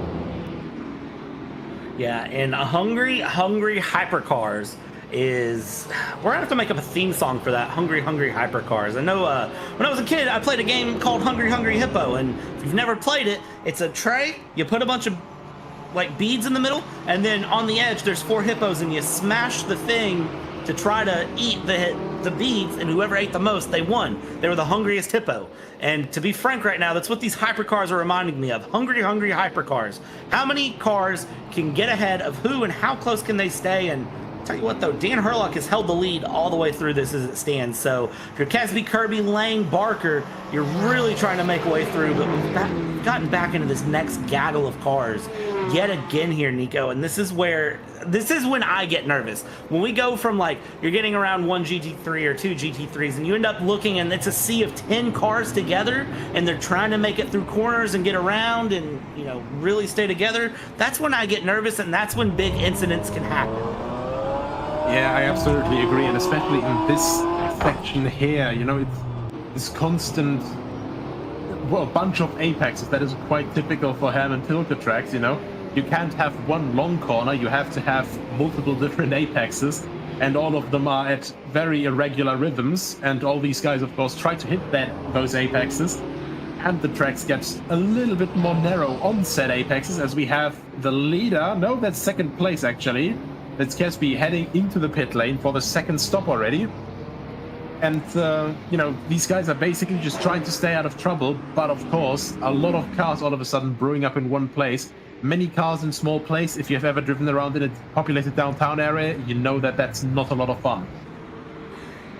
It's not fun at all, and I don't recommend it, but that is really probably the best training you're going to get in this situation as we continue along and we go. And COTA's producing some good racing. We've officially crossed halfway, and it's really giving some good racing here. Tom, back here in the Hypercar AMS, Mr. Valido, is continuing to put pressure on John Mayer and Jerry Chen, and they are, I mean, defensive masterclass, just holding off as much as possible to keep him back at P4. But man, Tom, I don't know how much you have left in those tires, but it can't be a lot because you have absolutely pushed him to the brink. Yeah, he was already on the edge earlier, you know, with a couple of times the rear end just stepping out, and oh, that is the entire car stepping out now. That was complete textbook dirty air there. And yeah, as Tom Valido, I would be considering my approach, you know, maybe I continue to push at maximum, completely risk my car and my race here, or maybe I try to back off just a little bit, because behind me there's only a Ferrari from the Pro class and it's a bit back. So I have some space to the back before George Angelidis would be coming up. But of course, you know, he's seen that place, seen those two places right in front of him, and racing driver brain literally just goes, well, I would go for the pass. Yep, and I think the big thing too to remember with it is that this is an endurance race. This isn't, it's 90 minutes, yes, but this is still an endurance race for these guys. It's not something that, you know, they need to fully send every millisecond, but then again, it's also they're race car drivers. We all know they're going to send it full every millisecond of every second of every lap as we go through these remaining 41.5 minutes. So if Tom can find his way around John, he's going to really be trying to find his way around John here. We've got a yellow flag in Sector 3, which is the sector we're going to be approaching in a moment, so I worry that something has happened somewhere ahead of us as we continue along. We're going to have a look here. What did happen? That's actually Schlichting, so already involved in an incident earlier, and he actually just came to a stop, and that might be it for the next car. Really ought to see just pulling off to the side. But yeah, that's him. Gagan Dev just... That's the 962 from 963 from earlier that we saw that was involved in the situation as well. Yeah, Gagan has DNF'd, so I have a feeling that Mr. Schlichting and Gagan Dev had a moment with each other, and I'm sure we will see if we can find out what happened here in just a little bit. We continue along here, and Mr. Gilles Lalonde is continuing to push his way forward. He will get a pass on Schlichting as we go through, and he is currently running around. Gagan Dev is out. We continue forward yet again. 40 minutes to go, and has it gotten a little cloudy? Yeah, it definitely got a bit darker there. I wouldn't know if it doesn't look dark enough for rain clouds yet, but definitely some overcast there. And you do know that, you know, despite it being so hot, when you have these prolonged stages of heat, you can just have these heat thunderstorms, of course. Yeah, and I tell you right now, if any rain comes down, it's gonna throw, it's gonna throw such a mix into what happens. But it is cloudy, which does mean we might get a little bit of a reprieve from the temperatures. I just looked at what our temperatures are. It is 96 degrees Fahrenheit, 35 degrees Celsius air temperature right now, as it stands at Circuit of the Americas. What that translates to for track temperature, I'm not even going to bother with the actual number because I don't know, but I'll tell you right now, it's just hot, hot, hot. It's very, very hot, and it's going to be just wreaking havoc. So this little bit of shade is going to be a nice reprieve, especially if you're Dan Kirby. Maybe get a little bit of life back in the tires there while you try to chase down Dan Herlock. Yeah, not just that. And man, as Dan Herlock, you're basically just thinking, you know, what can I do to get these guys off my back? I'm throwing traffic at them, it doesn't work, and this guy just keeps returning right back to me like a dog fetching his ball. And yeah, Dan Kirby, but the thing is, they're coming up to the next pit stop window now. We already saw the first ones coming in there, for example, with Micah Loke and, of course, with Ben Kesby, who was one of the guys chasing them at the very front as well, of course. They have to look now when they will when they will come in. This is, of course, a longer stint already.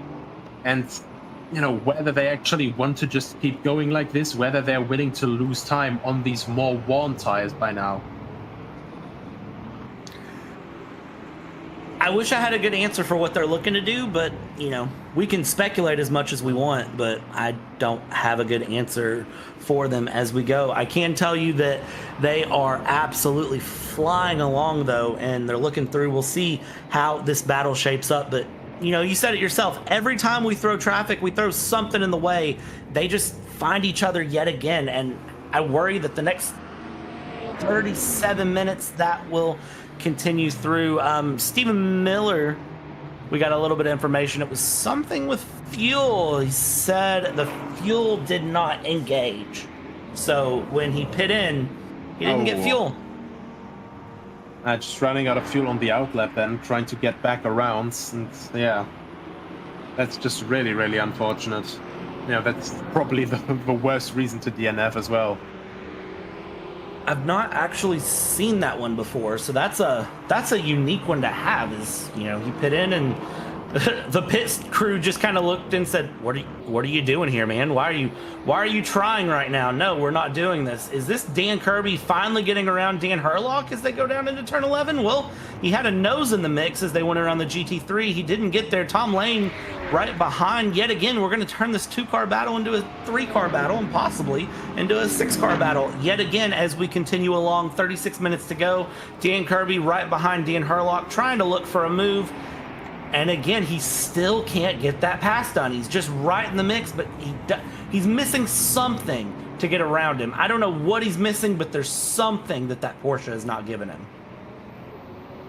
You're just consistently pushing. You can see it from Dan Kirby there, but these little scrolling actions there, you know, once again, the rear end just stepping out a little bit. Behind him, even more visible with Tom Lane. You're trying to get the most out of it, and the tires are giving as much as they can, but at some point, even with traction control, even with these very, very wide slick tires, you know, there's just nothing you can physically do anymore. As we have the next car heading to the pit lane, that's Tom Lane, if I saw it correctly. And yes, that is him indeed, coming in for his second pit stop, while Dan Herlock and Dan Kirby are still continuing to fight away at the front. Is he going to be looking for some sort of an undercut? I think Tom Lane is. I think he's hoping that he can come out in clean air, do a hard push, and then try to get around Herlock and Kirby the old-fashioned way, as opposed to, you know, just trying to fight it out on track. We'll see how that works for him as we go through and continue. Track temp has come down a little bit. I did double check. It is 51 degrees Celsius on track. Yeah, it is enough to melt the tires off the rim. Goddamn. It is scorching. And for those of you wondering what 51 degrees Celsius is in Fahrenheit, that is approximately 125 degrees Fahrenheit. So a bit of a toasty one here in the heart of Texas as we go. But I mean, it's Texas in August. What do we expect as these drivers continue along and they continue to go? Dan Kirby still not catching Dan Herlock, losing time down the backstretch here into turn 12. Yeah, that's one of the key differences that we are seeing here as well. You know, as we mentioned already, the COTA Frascini is with all-wheel drive. So this is, of course, due to the hypercar rules. The manufacturers can completely build the car from the ground up and have, of course, front-wheel drive, or they can choose to not have hybrid in the front at all. And then we have the contrast to that, which is the LMDH, which the Porsche is a part of. That's based on an existing LMP2 chassis out of the current regulations, as we have a small little bit of a lag for a moment, but it sorts itself out. And these guys have everything on the back. They don't have any front-wheel drive, but it's cheaper to build, and we're having both leaders now coming into the pit lane. Well, and I think that's one of the cool things as we have both leaders in. We'll see where Tom Lane is here and how he catches along, if he managed to make an undercut work. I'd be surprised if he did, but you never know at the same time. But one of the things I like about what Storm Gang has done here is they've really mixed it where them LMDHs and LMH specs are racing together. So you can run the Porsche, the Toyota, the Lamborghini, the Cadillac, the BMW, the Alpine, the Acura. You can run pretty much any of these hypercar spec cars that you want and make it work. And they're all a lot of fun to drive, and they're all very similar in weight, in size. The big difference is, you know, the red line all-wheel drive versus rear-wheel drive, and just the other natural characteristics. They've done such a great job of modeling this car in and making it where all of the cars are competitive to drive. Yes, some of them have the minor advantages over the others at certain tracks, and well, if you're the Acura, you just don't like COTA period and didn't want to come here, but every one of these cars are viable to another. And I tell you what, Dan Kirby out and running away here and taking off. He's trying to chase down Ben Kesby. Fresh tires, he's right there on the back of him, and I'll be surprised if Dan Kirby stays behind Kesby for long. I was going to say, though, he did lose a bit of time there, so he came in right behind Herlock, but the pit stop was quite a bit slower, so either he took more tires or he messed up the pit entry there, you know, into the pit box, because he did actually fall back behind Kesby and lost quite a bit of time. So that's a 3-second gap that opened up from, you know, what was comparatively a 4/10 gap as they entered the pits together. So something must have not gone quite according to plan there, or Dan Herlock underfueled quite a bit, or he's still on older tires somehow. Looking at it, it was about a 3-second difference in stops. So I don't have a good answer for what that would be, because that wouldn't be just tire changes. That would be, I'm not sure, as Dan Kirby gets a big slide there, actually, trying to go and continue to put pressure with Kesby. Those tires trying to come up to temp, trying to get them into the operating window, which really shouldn't take that long here in this Texas heat as we go, but he continues to push. He's going to have to get around by Kesby if he can, and then he's got that 3-second trek he's got to make to Herlock. And again, 31 minutes to go. I don't think it should be too bad of a time for him, but we'll see how things go. But Tom Lane, really the big loser of the mix here. He is back 20 seconds. 30 seconds, I apologize. He's 20 seconds off Barker. He's 30 seconds to the leaders. It did lose out quite a bit, but that's the thing, you know, with traffic giveth, traffic taketh away. And as we saw, you know, with the fights earlier on with George Angelidis, for example, if you make a mistake there, if you have any sort of collision in traffic, you can very, very, very easily just lose out 10, 15 seconds. And that's something that in a 90-minute race is incredibly difficult to gain back. Yeah, it's 30 minutes to go, and you can see that we've hit that point in the race where everyone has settled into their rhythm. The battles have spread out a bit here at the moment, and this is that sort of mid-period. You see this usually with longer races, but here at this point, you're really going to start seeing that point where the class battles settle down a little bit more. Everyone's really driving to their own delta. They're driving to their own rhythm. The big battles are going to start to be for the overall positions. You're going to start seeing those mixed class battles for overall positions that will continue through and push all the way through for the remaining 30 minutes. Because everyone, you know, even when you're looking at class, they're going to be looking, they're going to be saying, you know what, I want to finish top 5. I want to say that I finished top 5 this race, you know, if you're Scar Pope. So for Scar Pope, that means getting around Tom Lane. So that's the big goal, even though that's not a battle for class, and Scar Pope is, of course, leading the Hypercar AMs. He's going to be looking to get around Tom Lane for a top 5. 30 minutes remaining. I mean, Scar Pope is right now 60 seconds ahead, so trying to go for Tom Lane would basically be the equivalent of going for a side quest, you know? He's sitting in the car, you know, looking over. Yeah, I got time. Maybe I can try to close that gap to the car ahead. But it all depends, of course, on traffic as well, on how consistent Scar Pope can be. He definitely has the pace. His fastest lap was a 52.082, as opposed to Lane's 52.315. So that's 0.3 potentially that he can go bigger. Well, faster, sorry. But the last lap was actually around 3.5 seconds slower. So the question is there, you know, your overall fastest, of course, may be faster, but can you go that pace right now? Yeah, and I think part of that is that Scar Pope is running hard tires, and everyone except for Ben Kesby ahead of him is on the mediums. Ben Kesby is running a split axle strategy, hards on the front, mediums on the rear, and well, for Kesby, he's got Kirby for company. And then, of course, you look just ahead there, ahead of that orange car, ahead of them, which I believe is going to be Tom Valdu. It is the wonderful Dan Herlock. So they've closed that lead up a bit to Dan Herlock, and they have managed to make it where, well, once again, Dan Herlock can't breathe as easy as he has been. Dan Herlock is really, really feeling the pressure of this race. But I will say his smoothness, his consistency has seen him ahead time after time. But Dan, you've got 28 minutes and 15 seconds to hold that position off of two very fast, very hungry drivers. Yeah, and that's the thing, you know, they're always getting close, but can never quite get the move done. Maybe they're waiting for a dramatic last-minute pass, so he can't counter. Maybe they're looking to see what else he still has in store, but either way, you know, Ben Kesby just absolutely shredding that gap to Dan Herlock he has, pulling a little bit out of that gap there, but very pleasantly is getting led by that Aston Martin.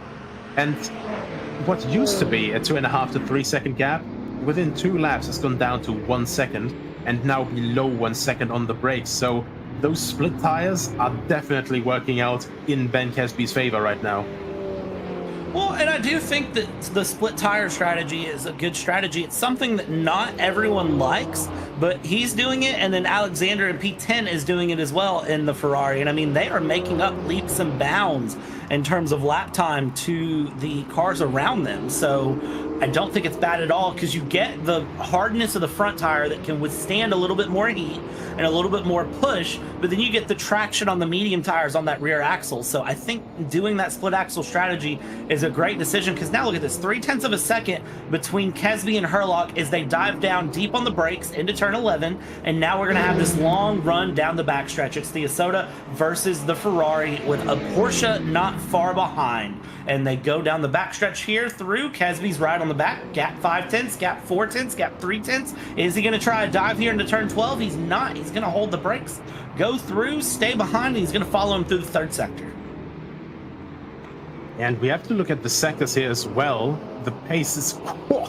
In Sector 1, Herlock was losing quite a bit, and in Sector 2, it's close like you wouldn't believe. Ben Kesby, 1,000th of a second slower than Herlock, and Kirby only just barely over 0.5 slower than Herlock, but they're both sticking right with him, even through the higher downforce areas and all that. Now, for the last 2 corners, once again, look at how close he's slowly getting to the back of that Isotta Fraschini.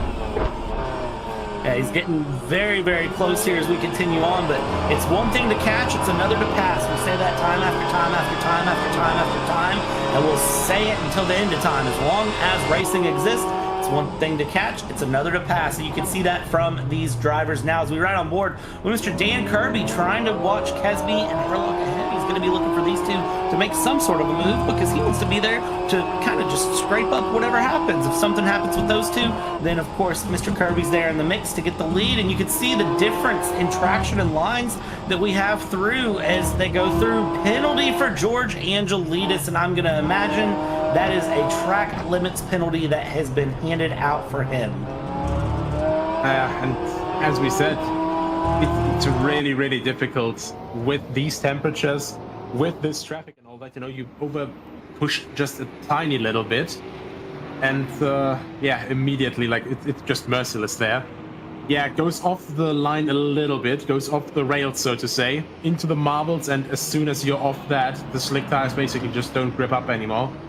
And yeah, George is going to be quite upset in that car. He's taking those NASCAR lines is what he's doing, and while that does work in certain series, it does not work here. And we see again Kesby, Kirby, Herlock right there together in the mix down into turn 12. Now we come through the horseshoe, and they are still just neck and neck. 3 cars separated by a second. And the one thing I'm also trying to keep my eye on is 24 minutes to go, and Cameron Barker, I'm trying to see what he's doing in terms of lap times. He's running similar lap times compared to these cars ahead of him, but nobody is really running a competitive enough time to close the gap. So we're going to continue to see how this goes here. Ben Kesby, Dan Kirby, Dan Herlock, 3-car hypercar battle for the win.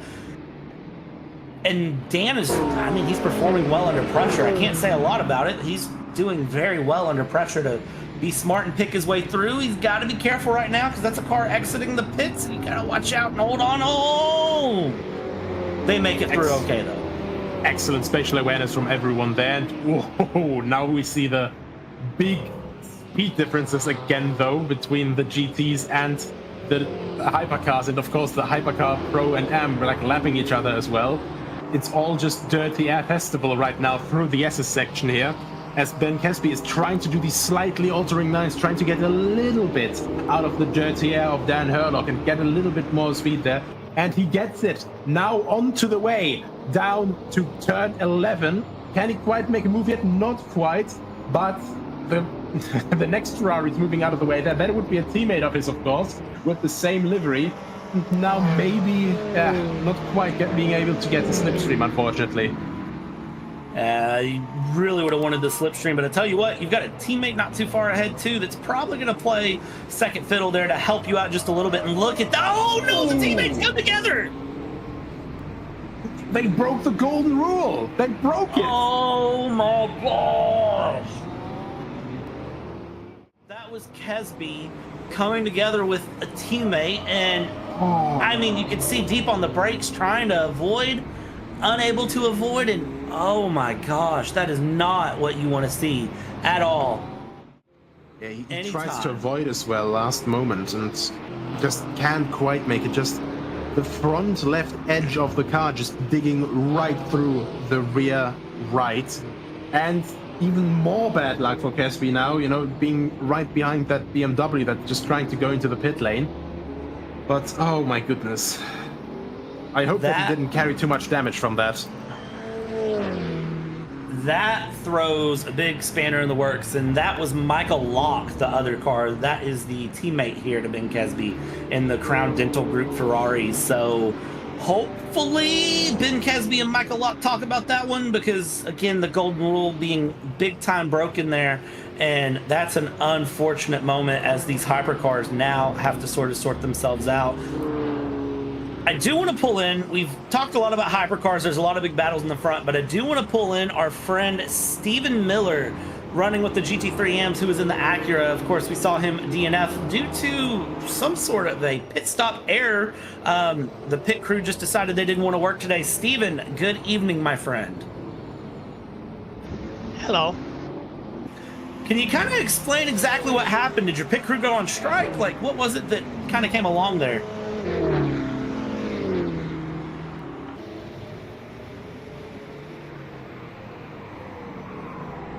Steven? Hello. There we go. Can you kind of tell me what happened with your pit crew there? Yeah, I stopped in front of them and they didn't put gas in my car and I didn't realize what they weren't doing. Oh, is that a glitch or what was it that causes that? I've never heard of that before.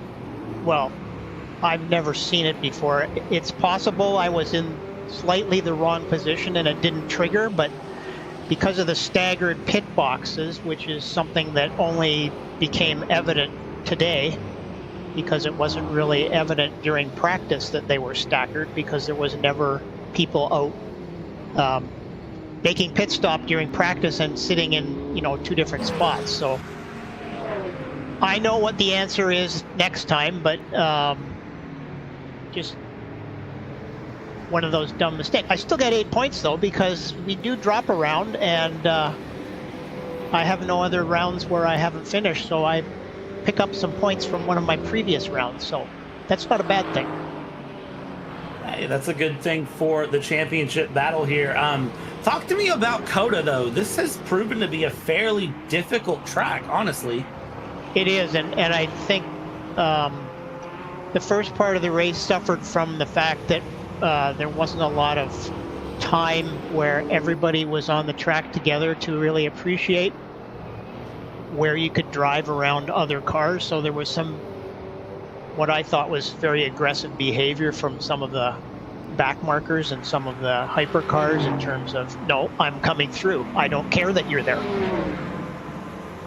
Man, it's been an interesting wreck. 2 seconds here because Kirby and Herlock are battling, and we see Kirby got around. Now Herlock's going to go up the inside. Herlock into turn 12 is going to settle this in, and these two have not stopped battling the entire time, Steven. I know you were racing for a bit, but I hope you've been enjoying this battle here between Herlock and Kirby, because for just a moment Kirby was around Herlock, and then of course Herlock settles this one back in.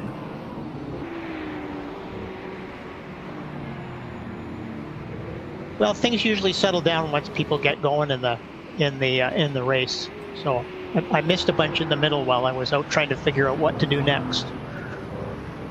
Yeah, for sure. And Steven, we'll let you go hang out, enjoy the race. It's good to talk to you, though, a little bit. Hopefully next time your pit crew decides they want to actually work and do their job and, you know, put fuel in the car and not have a R Factor 2 moment.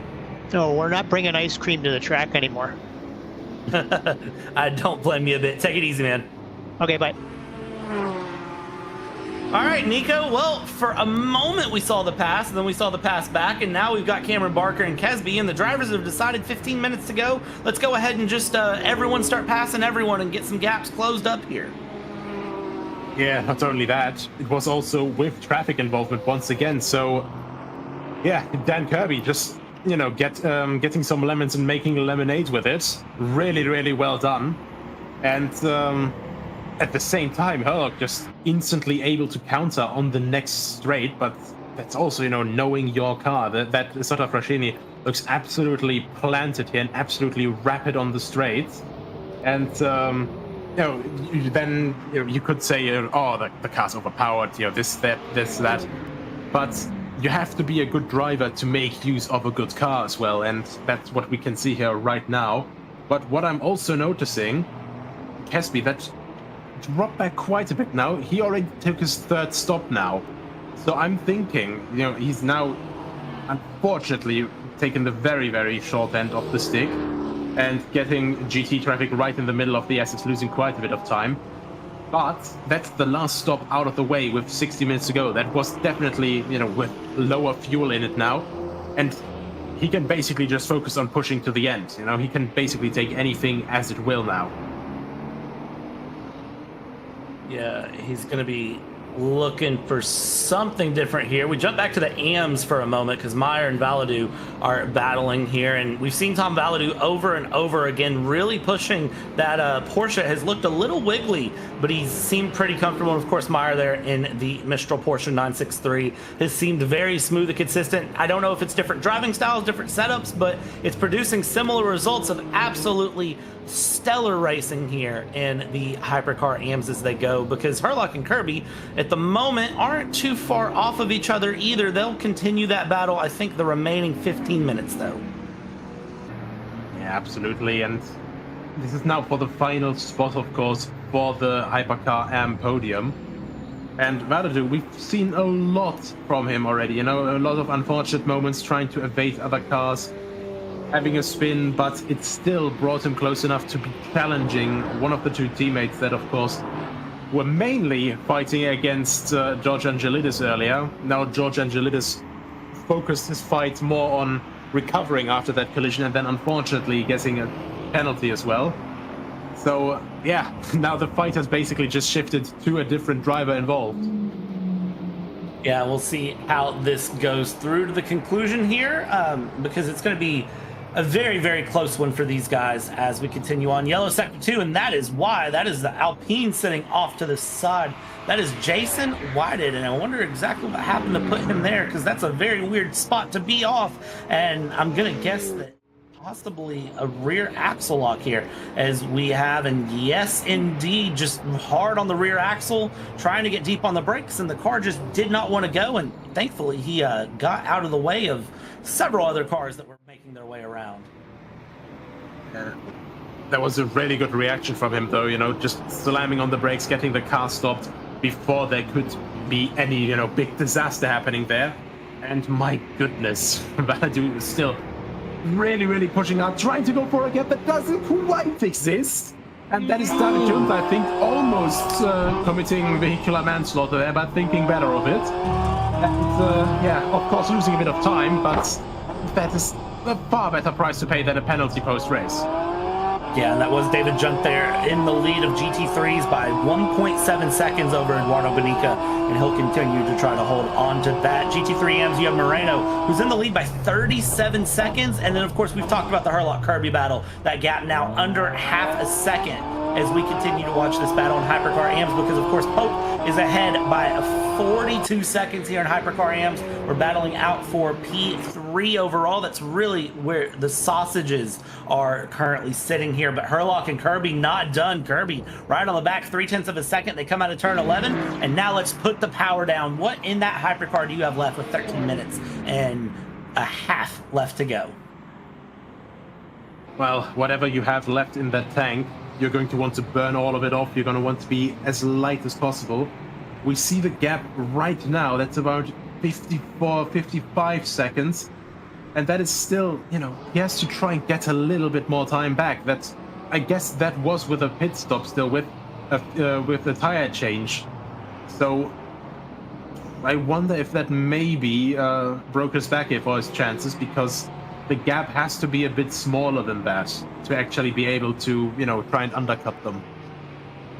And we'll see what comes out of this one as they go. Herlock and Kirby do need to pit fairly soon. 12.5 minutes left to go. Is our leader peeling in? He is not, but he's just sending it up the inside here to get around the Aston Martin GT3. Does very, very smooth there. Dan Kirby's going to follow right along. We're up the main straight, up the hill towards turn 1. 12.5 minutes left to go. Our top 3 all, I believe, need to make one more pit stop, as they have only done 2. And of course, Cameron Barker, Casby, and Dahlgren have had 3 pit stops, so that is where the gap is significantly different. Herlock now getting a little bit of help from that GT3 traffic as he gets away from Kirby. Kirby doing well to navigate through, and we continue through Sector 1, and they are absolutely pushing these hypercars. Gap 0.3 of a second as we exit out of the S's. Oh, and there's another Corvette just in front of them. He's looking around the outside, but can't quite make that alongside movement. Has to stick back again. And my God, you can just barely see the Corvette jumping out of the frame there, as they're now heading into turn 11 once again. Oh, the Corvette actually closing in quite a bit on the brakes as well.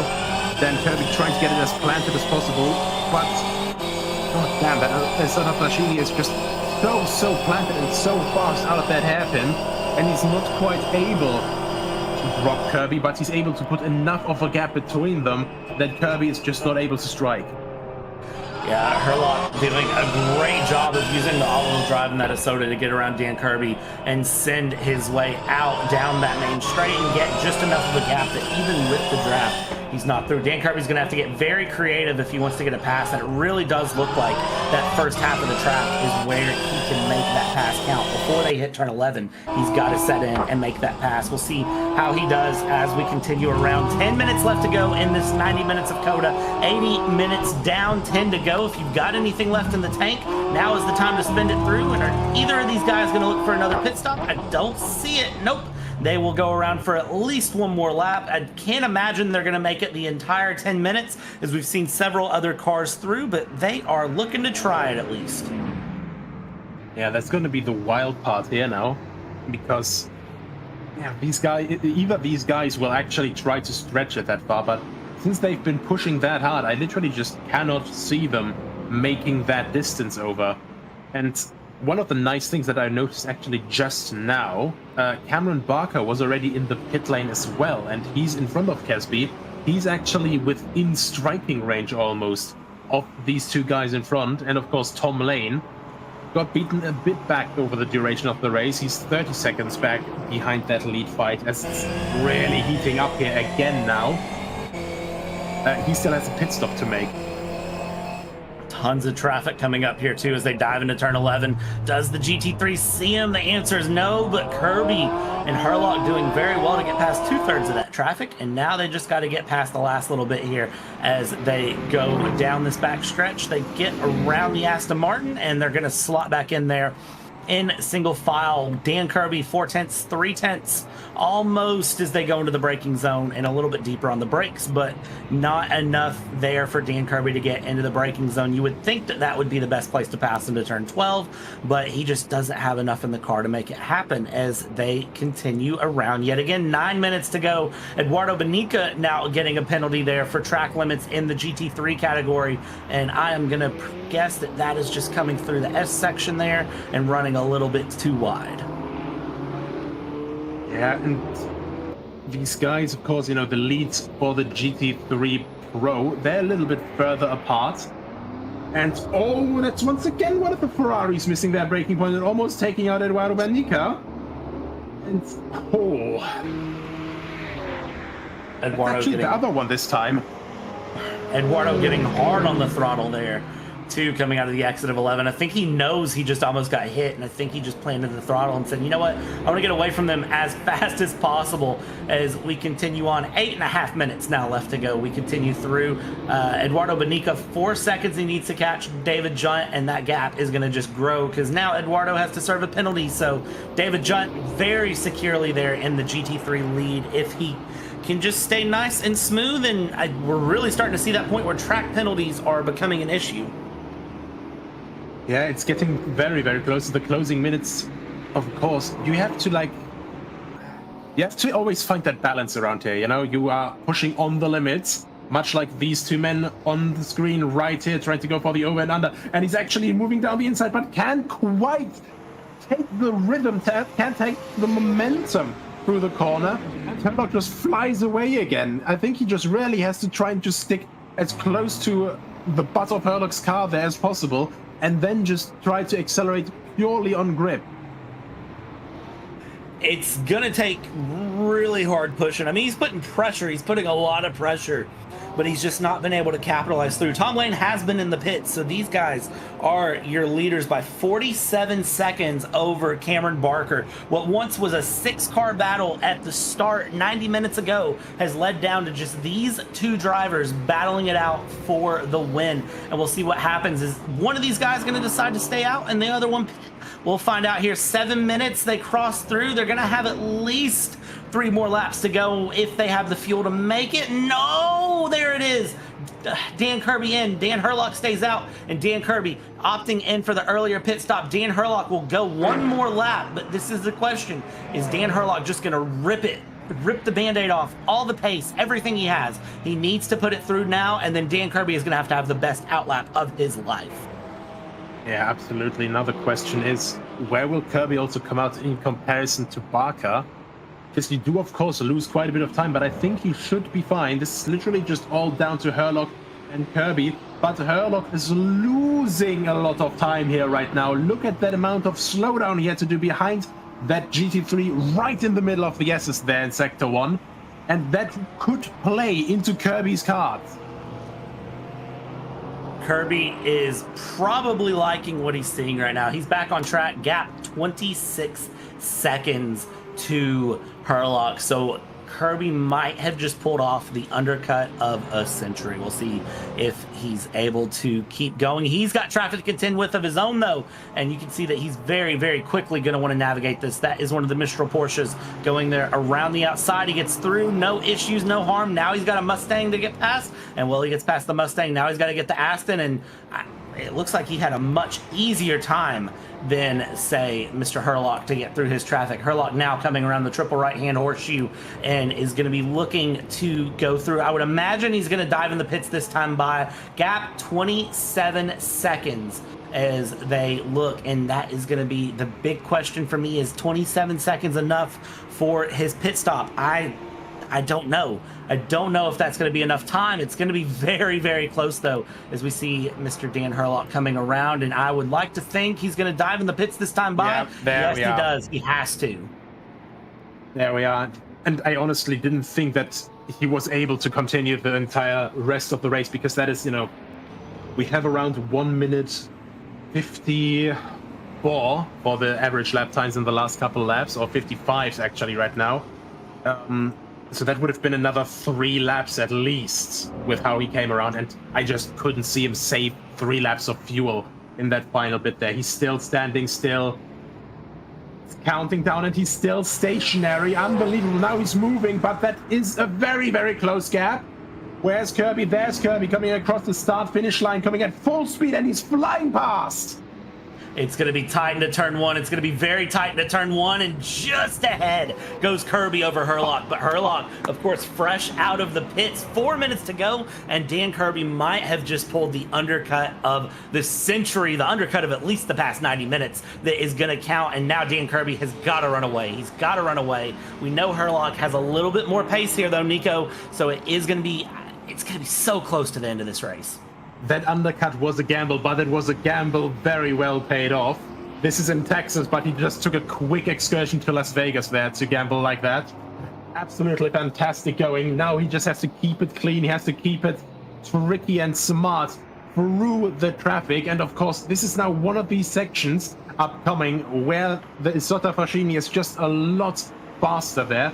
Now, of course, as well, this thing is a beast in the straight line. That's the slipstream. You can see how quickly he's gaining. Moving to the inside, trying to cover him off, moving back to the outside, giving the least room as possible. And he does actually go in bit deep, slides off, and look at that save. Can you believe that? I cannot believe it. That was such a close moment. And Tom Lane has now picked up a penalty. And oh my gosh, it's all popping off in Hypercar with at least one, maybe two more laps to go here. And Herlock really trying to put everything on the track, and he about took both of them out. And that would have been a storybook of the century as we go through. We come around the final two corners, turns 19, turns 20, 2 minutes, 40 seconds. And I tell you what, for Dan Kirby, it can't go fast enough. 2 more laps to go here as they come around. And oh, it's going to be the toughest 2 laps that Dan Kirby has driven today. Absolutely. And all he can see in that rear view mirror is that Tipo 6 right on his tail. And oh my goodness me, there's got to be some more traffic ahead of them as well through the S there. There is GT cars in there as well. How quickly will they gain on them? It seems they have a little bit of a comfort zone, but look at Herlock. He's absolutely pushing. That car was barely holding onto the grip there. Herlock has said, I pay for this all-wheel drive, I'm going to use this all-wheel drive. And Kirby is trying everything in its power to set those lapped cars and set those slower cars in the mix so he can get a little bit of breathing room on Herlock. But it's not going to be this time. But you see Kirby getting very defensive. I don't know how wide a Porsche 963 is, but by golly, he's going to find out if he can. There he goes. He's a little bit wide on the exit of 11. 1.5 minutes to go. Kirby and Herlock side by side down the backstretch. Will Herlock get enough space here? Will he go hard on the brakes? What is the plan here? You see Kirby set up wide. He's going to go the regular racing line. Herlock locks up, and now Kirby back up the inside. They go side by side again. Little bit of a door tap there, but Herlock will have the inside through the right-hander. Kirby's going to try to fight him. He wants to go the long way around. Can he hold on to it? And Kirby has to see the position. And with a minute, no, they come together. Oh, somehow, not a big off for Herlock there, but my goodness me, I think he was just expecting him to go a little bit wider there. But of course, Herlock trying to cover off the inside.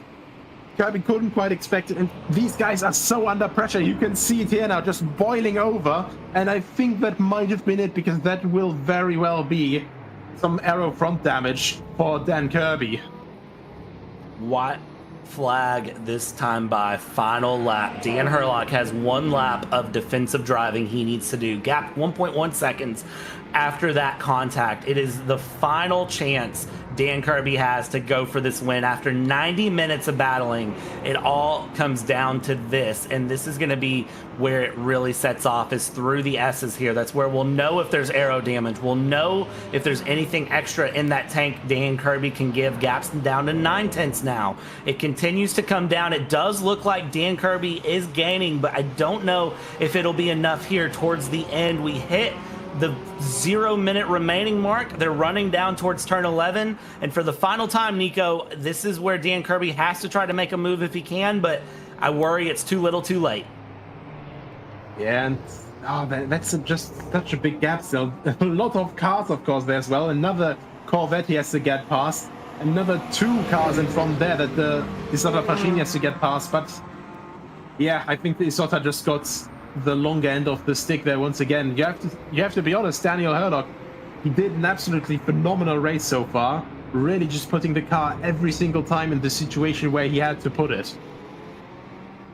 It's been a great battle between 2 extremely strong drivers, but in the end, after 90 minutes in the Texas heat, The stars and stripes burn bold and bright deep in the heart of Texas, and Dan Herlock is going to be the one to bring it across the line to see those stars and stripes. We come through the horseshoe, and now we'll get the left-handers of 19 and 20, and Dan Herlock with Smile Power Racing is going to be setting up a very, very strong run there. He is taking in the win here at COTA. This will have big implications on championships. This will be a big battle, but between two gladiators in Texas, giddy up, boys, because it is Dan Herlock who wins after 90 minutes in COTA here with VWSC in the Modern Championship. Daniel Kirby with a very respectable battle. And now Scar Pope in the Hypercar AMS with a 69-second gap over Jerry Chen in that Osota. Scar Pope has been just on his P's and Q's this entire race. He has not faltered, and it shows, because 70 seconds now, the gap. First of all, nice, you know, the funny number, but yeah, Scar Pope also just doing an absolutely phenomenal job managing his race through the entirety of it. You know, 90 minutes with basically, I don't think we've seen him really any time other than these two brilliant saves he did out of turn 12 when the car was starting to oversteer, when he was just putting down all of those over 700 horses that car has. And yeah, just keeping it calm, keeping it quiet comparatively, and just getting a very well-earned class win here now. Absolutely gorgeous move there. Scar Pope comes across the line, and that is going to be victory for Scar Pope in the Hypercar AMS as we go through your GT3 winner, David Junt, going through, and he is coming around the final couple of corners now. He's got 5 seconds to gap to Eduardo Bonica, and again, David Junt in that Acura has just not put a foot wrong. He's been very smooth, very consistent this entire race, and he will bring it across for the LMGT3 Pro win. He's going to secure and cement in a little bit more of his championship lead on JT Tammy, and to be frank, that is really what he is looking for. He wants a little bit more of that lead. You give him a little bit of a cushion going in these final few rounds. David Junt rounds the final corner, and he will win the GT3 category. Yeah, Junt as well, one of these guys that just profited from just keeping it consistent, keeping it out of trouble, and that's just in the end what you want to do about this. Now Pierre Moreno, still, you know, very, very clear from everyone else as well. I think pretty much a full lap ahead of the next car, if I see it correctly here, and just, well, actually, he would be able to stand on the overall GT podium, so a very, very good run from the Porsche driver there. Slowly gets it around the last two corners, don't get a penalty now. This is, of course, very easy still here, and he actually finishes it in the pit lane, Michael Schumacher style, when he did that in Silverstone. Pierre Moreno with a very, very good victory there, brings it into the pit lane, and that is going to be his win done in the Porsche 911 GT3, and he will win in the GT3 AMS, his first win here in the GT3 AMS as well. So we'll pull up the final overall results, and it is Dan Herlock over Dan Kirby after 48 laps, 90 minutes here at Circuit of the Americas. Absolute big fireworks between those two in the end, and Dan Herlock able to just edge out ahead. Cameron Barker P3, Ben Casby in 4th, Magnus Dahlgren P5, Mr. Voodoo de Bruin in P6, Tom Lane in P7, Scar Pope in 8th is your winner of the Hypercar AMS. Jerry Chen in 2nd place, John Mayer in P10 there overall. P11, Michael Locke, Alexander Saram in P12, Tom Valadu in P13, George Angelides in P14, Eric Monet in P15, Brian Hall, P16, Jason Whited, Adam Gray, 17th and 18th respectively. David Junt is your winner of the Hypercar Pros. He finishes in P19 overall with Eduardo Bonica behind him there in P20. From there, we go to P21, Pierre Moreno, the Hypercar AM winner, and then Eugene Mazur through, or GT3 AM winner. There we go.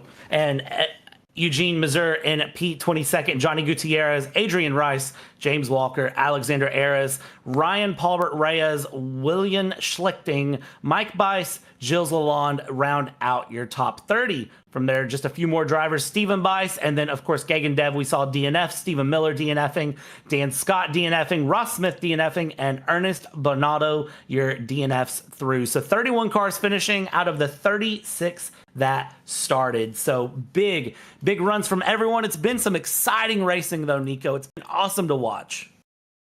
Yeah, 100%. I absolutely. I mean, I'm going to be completely honest. I do not much care for COTA because it's, it's a Tilke track, but come on, it can produce some absolutely fantastic racing, especially in multi-class, because it has these sections where everything just gets bottled up, and then you have to look at how people deal with that situation presented before them. It's almost like they're getting sent into a competitive traffic jam, and they have to find their way out. And that's what makes racing here really, really fascinating to me. And today was an absolutely perfect example for that.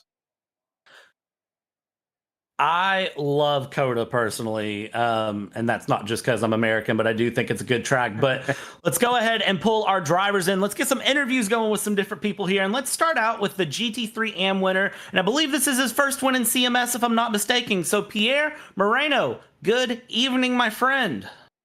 Good evening. Yeah, thank you. And yeah, that's correct. It's my first one in this league as GTM.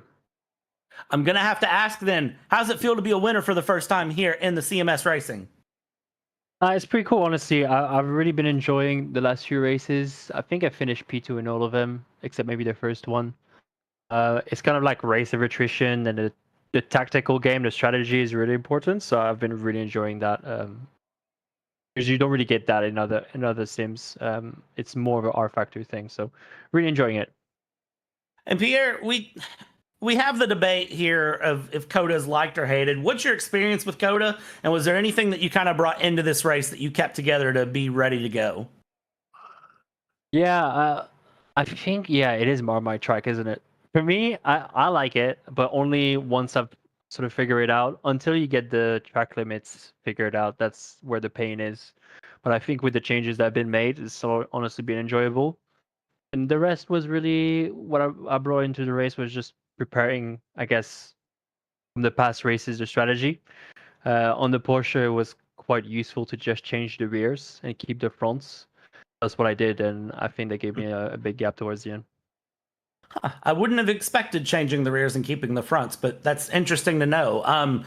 Pierre, you did win GT3 AM. You won in a very dominant style. Anyone you want to thank, anyone you want to shout out before we let you go enjoy and bask in the victory? Yeah, no, thank you. I guess I just want to thank Racing Pals community, which I'm a part of. A few of those guys are racing with you, Daniel, Scott, and Robin. They've introduced me also to this league, so thanks to them, and thanks to you guys and the admin for sorting this out.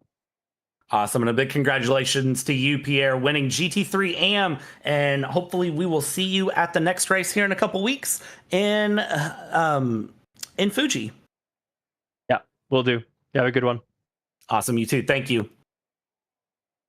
All right, and now we are going to grab our GT3 winner, David Junt. And David, good evening, my friend. It seems like around COTA for 90 minutes, you just didn't put a foot wrong and stayed nice and smooth. Hello there. To be honest, I'm still a bit conflicted today to evening. After qualifying, especially. I mean, like I tried my best lap there.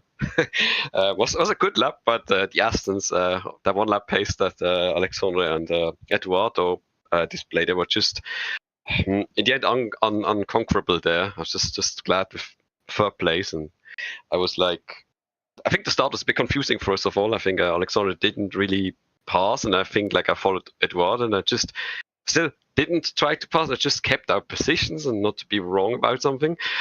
And then we were just going our merry ways, and I was trying to follow them while they were in close scrapping. And then at some point, George Angelidis came through, and I didn't see it, but on top of the hill he had contact. I think Eduardo was spun. He spun, just managed to go around them and avoid a bigger incident. It was like 7 seconds back. I was getting past Alexandra at some point on the brakes, then pulled away. And after that, I think Eduardo made an undercut by one lap that already gained him like 4 seconds, so it's getting closer. And then we were like kind of moving along on that till to the final stint, and I decided I would like change tires because the Acura lately was really bad on an interlock tire wear, so I had no chance, and changed it anyway. And then I thought like I had like the fresh tire undercut and something, but Eduardo came out of the pits right there at turn 1. Then it's difficult to see from my perspective. I've got ultra wide like screen, but I'm going around the outside, or thinking he might be dead, and I see him across my face. I try to go underneath him. I'm not sure if I tried to spin the car around to get ground to him, and he was probably somewhere on my outside. I didn't know exactly where. And then we had contact, and I made a lot of snake lines there. And I think at that point, Eduardo could have probably taken the lead if he wanted, and would have probably not been an issue, but he didn't. So we kept going. Car was dark blue, but okay to drive. And then we were again doing the same thing until the end of the race with all kinds of hypercars coming around, and it was a bit difficult and difficult track. But then I saw on the second last race lap, we're going to turn 1. I see, I think Tom Waller do in a hypercar, and I suspect nothing. I turn in, and then I get a hit, and I think like, wow, that must be a very hard puller on the inside, the track limitation. And then I noticed it was George coming out of the pits and spinning. I was like, really? And I just make a weird, ugly point turn.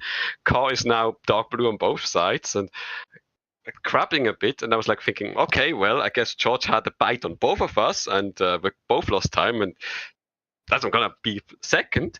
And then on the last lap, basically, I crossed out, finished like, that's the last lap, and then where's Eduardo? I think he was just like 4 seconds ahead of me.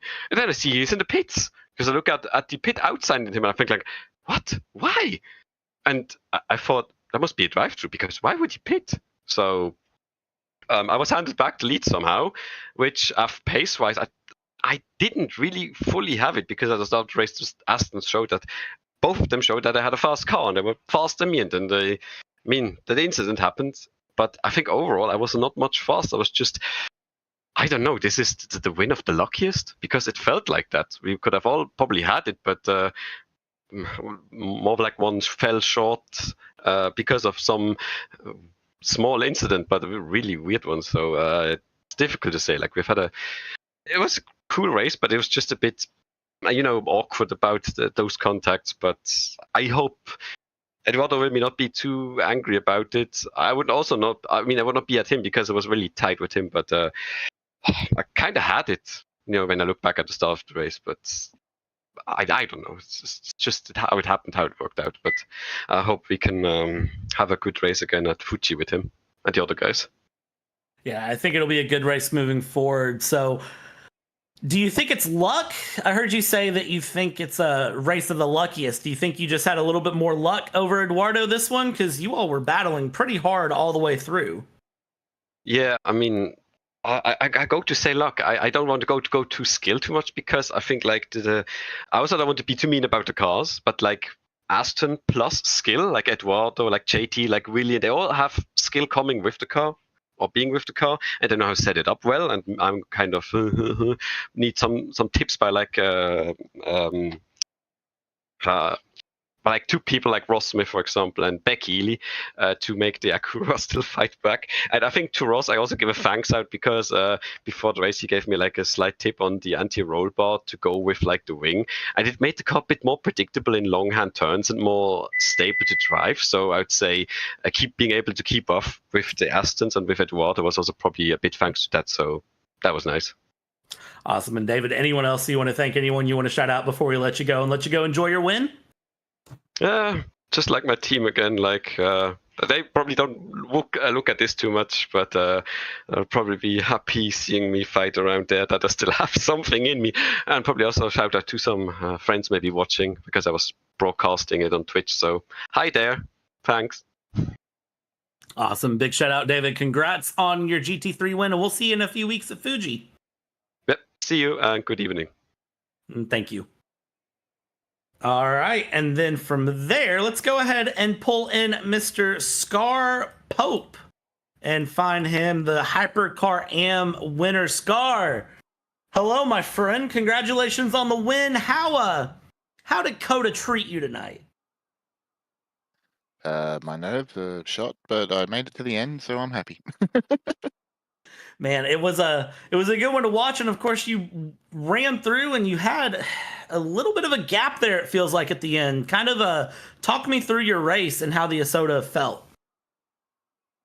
Uh, First of all, it's sad to see them go. Always sad to see a backmarker leave a sport, motorsports especially. But it went pretty well. It sort of went to plan. I wasn't expecting to have to fuel save because it was too slow for me, and I think that's what caught Jerry out. He went for a fuel saving race, and I don't know. After the first stop, I seemed to already have a stop in hand over him. So I don't know if something caught him out early in the race or not, but I just don't think that was a strategy at all. And GT3s is just one sector where you can get it done, and then the front straight. The rest of the track, it was just like, oh, okay, no, yep, no, yep, no. And I gotta ask, because we saw some GT3 moments happen this race. Did you have any big GT3 moments that we might have missed? No. They all happened around me. I saw a couple of hypercars and GT3s make contact, but I was just outside of range to be involved. So it was good on that front, but it was very nerve-wracking. I very much prefer VIR for this. If WEC and FIA could decide to go there, that would be great. I do think that would be really cool. But Scar, anyone you want to thank, anyone you want to shout out here before we let you go for the night and let you go enjoy your win in the Hypercar AMS? Thank you guys, CMS, and everyone who put the mod together. Everyone for racing. It's a blast out there with everyone. So thank you all. Awesome, and thank you. Congratulations on the win here at COTA, and we will see you in a couple weeks at Fuji. Cheers, guys. All right, and then last but not least, let's bring in the man of the hour, the guy with the battle, and in the end, he managed to pull it off with just 2 minutes to go. Dan Herlock, congratulations and good evening. Thank you. Good evening.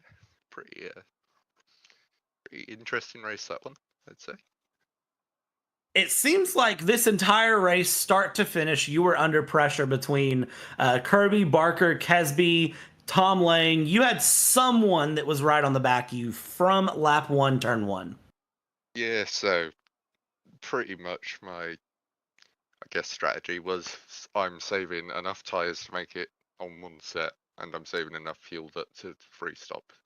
So I was very much conservative the entire race. I think my best lap was a 52.2, where if I was full push, I could probably do a mid 49. So I was definitely taking it easy, but as long as I could hold them off through the final sector and the first sector, as long as I got onto the straight, I'd be all right, because COTA is very slippery.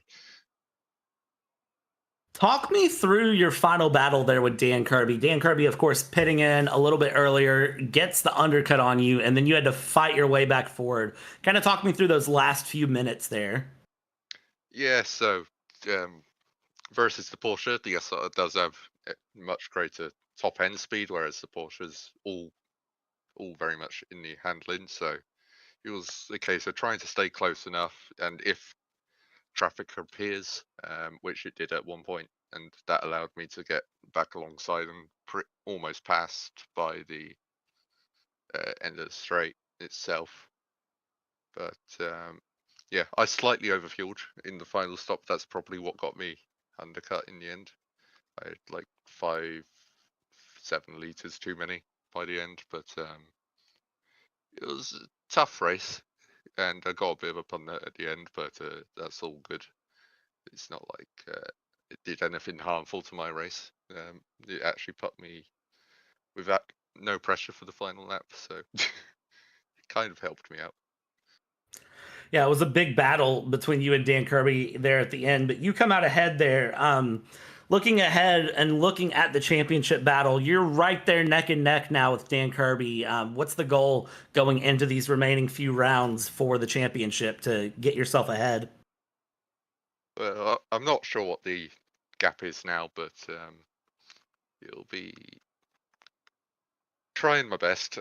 Try win, obviously. But it's going to be difficult because he has been very consistent all season. So it's going to be difficult to overhaul a certain large enough amount of points, but should at least have fun battling each other to the end. It'll be a good battle, but Dan, you are, of course, our overall winner after 90 minutes here at Circuit of the Americas. Anyone you want to thank, anyone you want to shout out, the floor is yours. Yeah, so just the people that run it, all the broadcast team doing a good job as always, and the mod developers, George, everyone running this, and just obviously a few in the voice chat keeping me company along the way. Otherwise, I would have got a bit bored towards the end, but yeah, that's about it. Awesome. And Dan, big shout out to you. Congratulations on the win, and we will see you here in a couple weeks at Fuji. Cheers. Thank you. All right, Nico.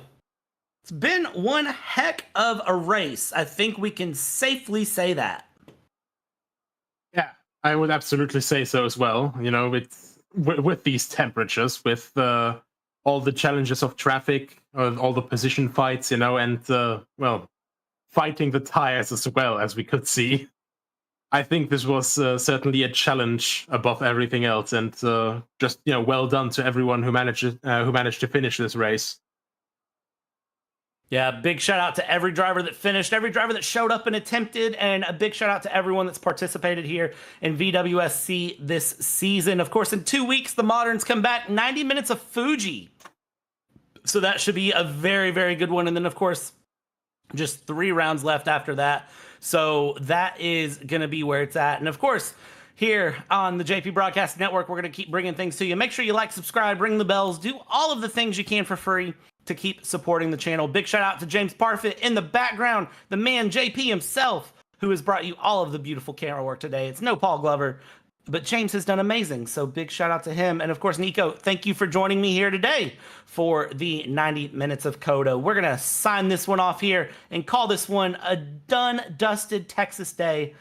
Make sure you join us for the next one when we bring it around. And you never know. We took you start to finish. We'll take you start to finish on the next one. Good night.